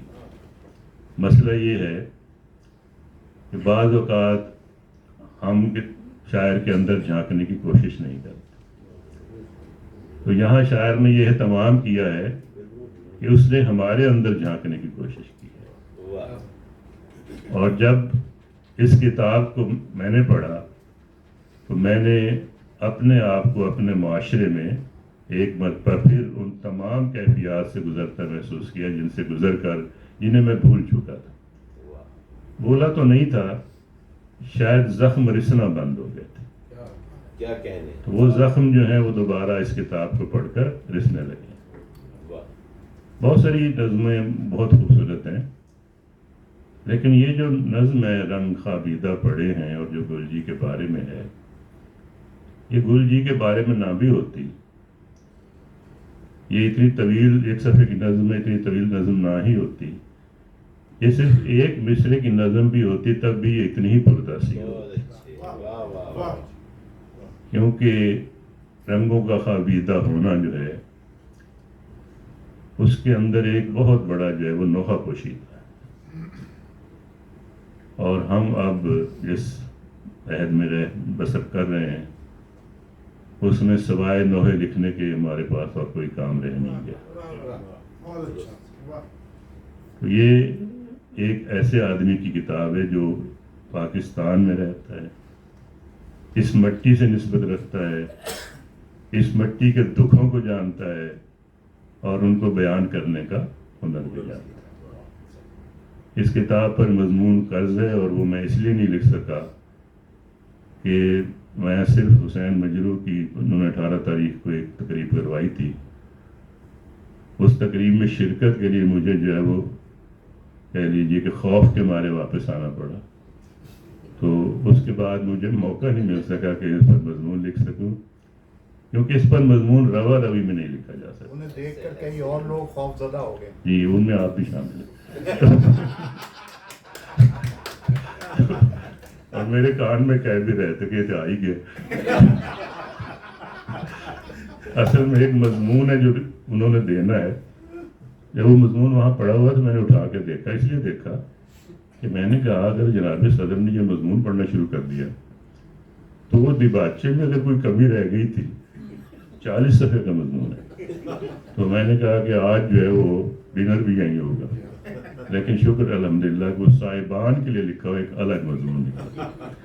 اچھا ہاں، مجھے یاد آ گیا کہ اس کے جو 2 اس میں مضامین ہے کتاب میں، وہ بھی میں نے بہت توجہ سے پڑھے۔ عام طور پر جو دیباچے ہوتے ہیں وہ روایتی ہوتے ہیں، یہاں دونوں دیباچے، حتیٰ کہ اختر شمار کا دیباچہ بھی بہت ہی خوبصورت ہے اور بہت ہی محبت سے لکھا گیا، تو ثابت ہوا کہ اگر شاعر جو ہے وہ اچھا شاعر ہو، اس میں اپنا جو کہہ لیجیے فکر ہے یا اپنا جو اعجاز ہے وہ لوگوں تک پہنچانے کی صلاحیت ہو، تو مجھ جیسے لوگ بھی اس پر اچھا مضمون لکھ لیتے ہیں۔ میں یہ جمال کی طرف بالکل اشارہ نہیں کر رہا، میرے ہم عمر بھی ہیں، دوست بھی ہیں، ان سے شرارت کرنے کا ایک مزہ آتا ہے، لیکن خوف بھی آتا ہے کیونکہ ایک دن کے لیے میرے استاد بھی رہ چکے ہیں۔ بہت شکریہ جی۔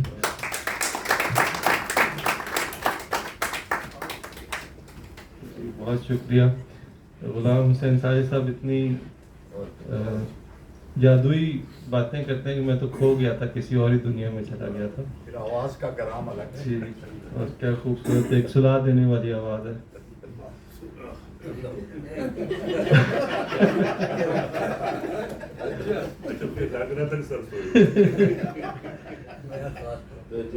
اچھا، میں نے ویکیپیڈیا وغیرہ چھان چھون کے کچھ کوشش کی کہ جو ہمارے کم سے کم اسٹیج کے لوگ ہیں ان کے بارے میں کچھ معلومات حاصل کروں، تو ڈاکٹر سعادت سعید صاحب کے بارے میں وہاں سے کافی معلومات ملی ہمیں۔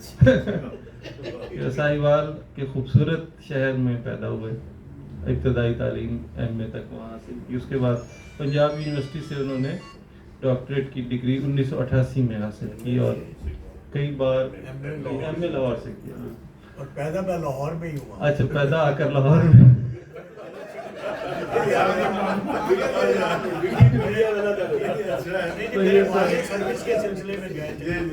یہ ویکیپیڈیا کا سارا قصور ہے اس میں۔ ہاں جی، ایسا ہی ہے۔ تو اور کئی بار ان کو طلائی تمغے جو ہے وہ۔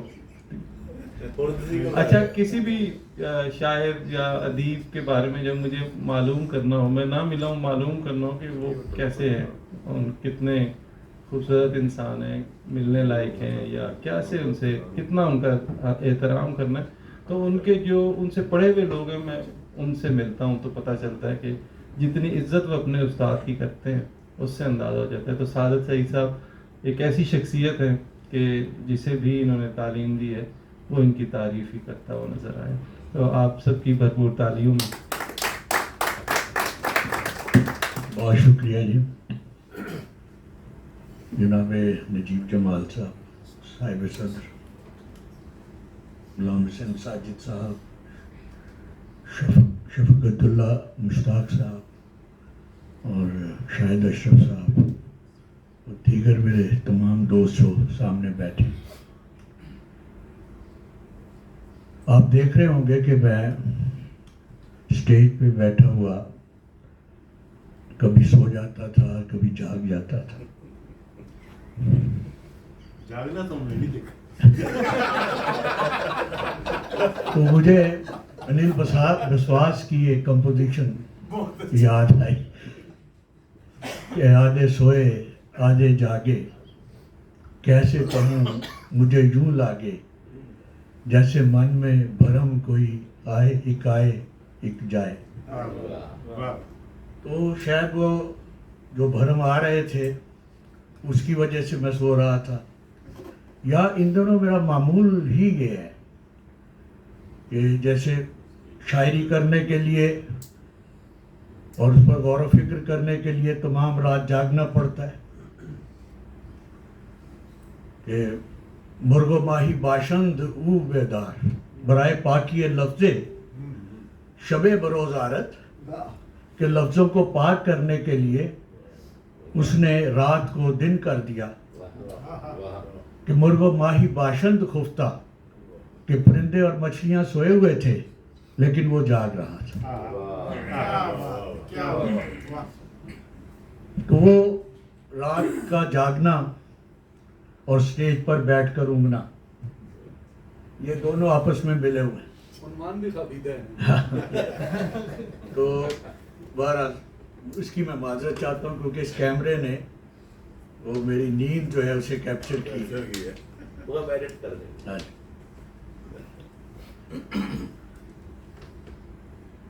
रंग खाबीदा पड़े हैं में शाहिद अशरफ ने उन महरूमियों की नौहा नवीसी की है जिनकी बदौलत आम जिंदगी में बेसुकूनियों का दौर दौरा है।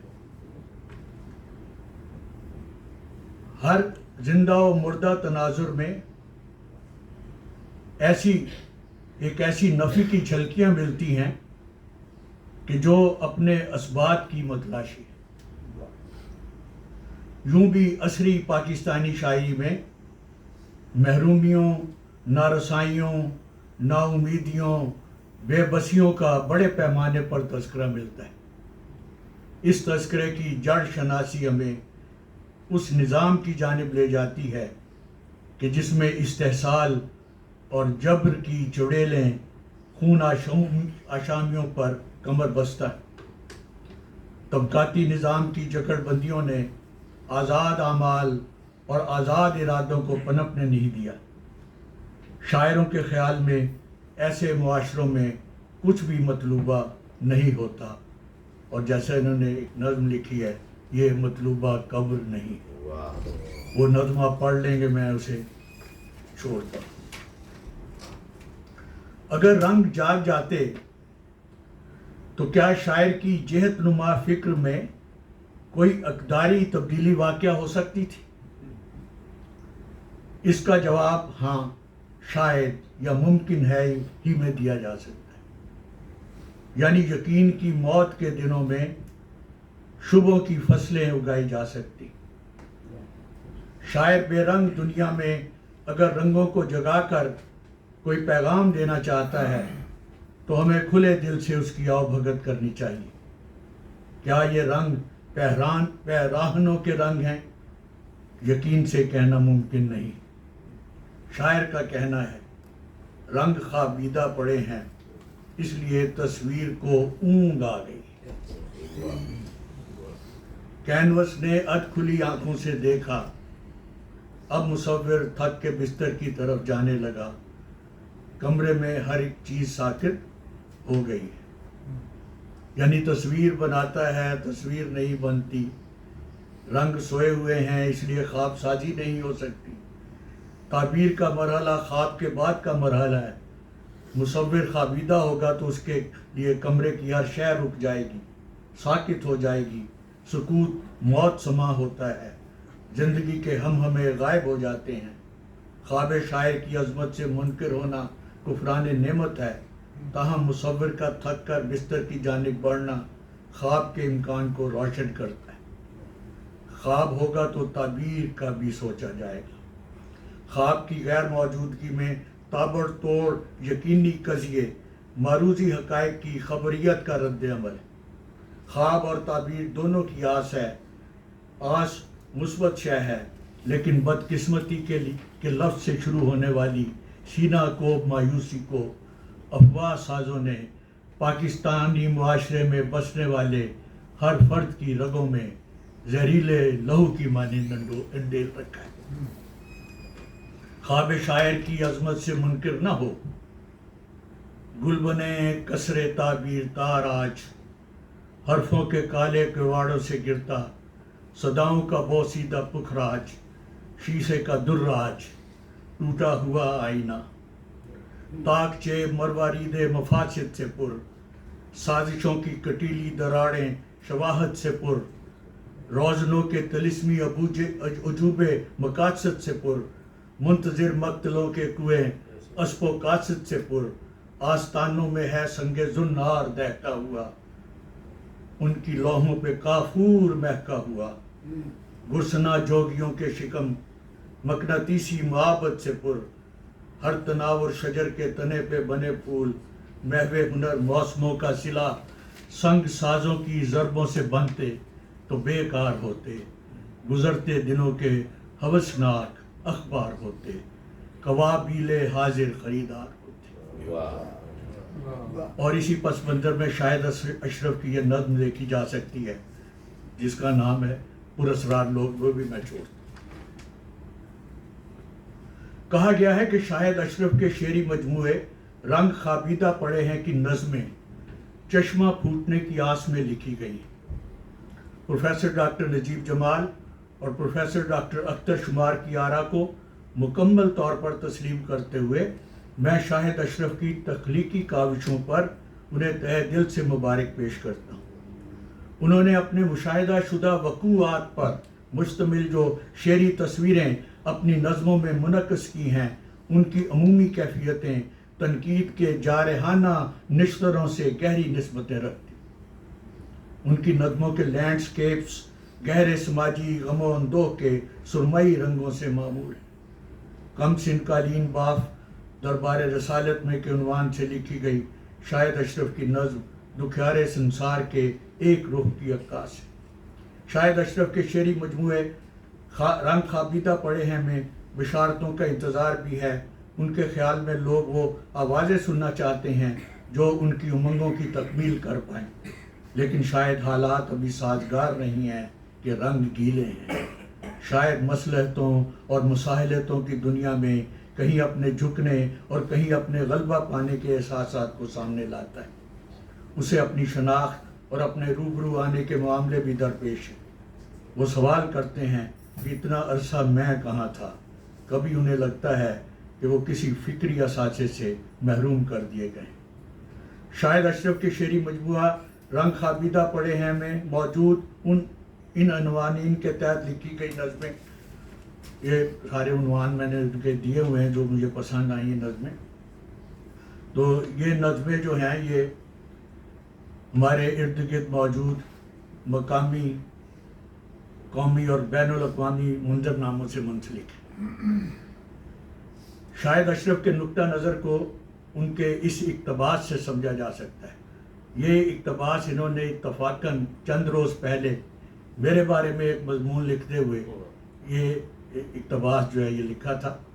تو وہ کہتے ہیں کہ فرد سماج کی اکائی تصور ہوتا ہے اور اکائیاں مل کر سماج کی تشکیل کرتی ہیں. عام آدمی گزشتہ سے پیوستہ سماجی زندگی میں ڈھلتا چلا جاتا ہے، لیکن ادیب سماج کی ناہمواریوں کو محسوس کرتا ہے اور اس کی تشکیل نو چاہتا ہے. وہ تنہا نہیں رہ سکتا اور موجود ناہمواریوں سے سمجھوتے پر بھی تیار نہیں ہوتا. یہاں سے تبدیلی کا آغاز ہوتا ہے جو فکری سطح پر قطع و برید کے بعد نظریے کی صورت میں ڈھلتا ہے. کچھ نظریات مخصوص طبقے کی نمائندگی کرتے ہیں. میرا خیال ہے کہ الہامی نظریات سے قطع نظر ترقی پسند نظریہ مجموعی بنی نوع انسان کے مادی مفادات و معاملات کی شرائط پوری کرتا ہے. یہ ان کی بات ہے. ثقافت، اور یہ بھی دو لائنیں، ثقافت، مذہب، اخلاق، معیشت، روایت سمیت کئی عوامل مل کر سماج کی تشکیل کرتے ہیں. پاکستانی سماج کے روبہ زوال ہونے کی بنیادی وجہ تمام سطحوں پر مسلسل انحطاط ہے. کوئی سطح بھی قابل تحسین نہیں ہے. کوٹیشن پر یہ انہوں نے ابتدائیہ لکھا میرے بارے میں، میرے شعری مجموعے پر ان کی رائے تھی. تو شاہد اشرف کی یہ نظم ان کی حساسیت کو ظاہر کرتی ہے، جس میں یہ ہے کہ کیسا سانیہ ہے جا بجا اعضاء پر جسم بے ترتیب، خون سے تر بتر، धूल में गुड़िया हटी है, चंद सिक्के नन्हे हाथों में दिए हैं कि मैं छोड़ता हूँ। अब वहाँ से एक चश्मा, ये आखिर में उसकी लाइन है, अब वहाँ से एक चश्मा फूट निकला है। शाहिद अशरफ की नज़मों के मजमूई रंग काबीदा हैं का मिजाज मारूजी हवालों का परतौ लिए हुए है। उन्होंने अपने इर्द गिर्द के सियासी, समाजी, अखलाकी, तहजीबी मामलों को सहले मुमतने की सादगी में डूबी ज़ुबान के वसीले से मुअस्सर अंदाज से अपनी नज़मों में मुंतकिल किया है। उन्हें दीगर कई शायरों की तरह जिन खूबसूरत मंजरों की तलाश है वो कामयाब हैं। ये मंजर सामने ज़रूर आएंगे, मगर कब? जब इस निज़ाम की बेकनी होगी जो समाजी और सियासी दुखों का मंबा है। बहुत शुक्रिया जी।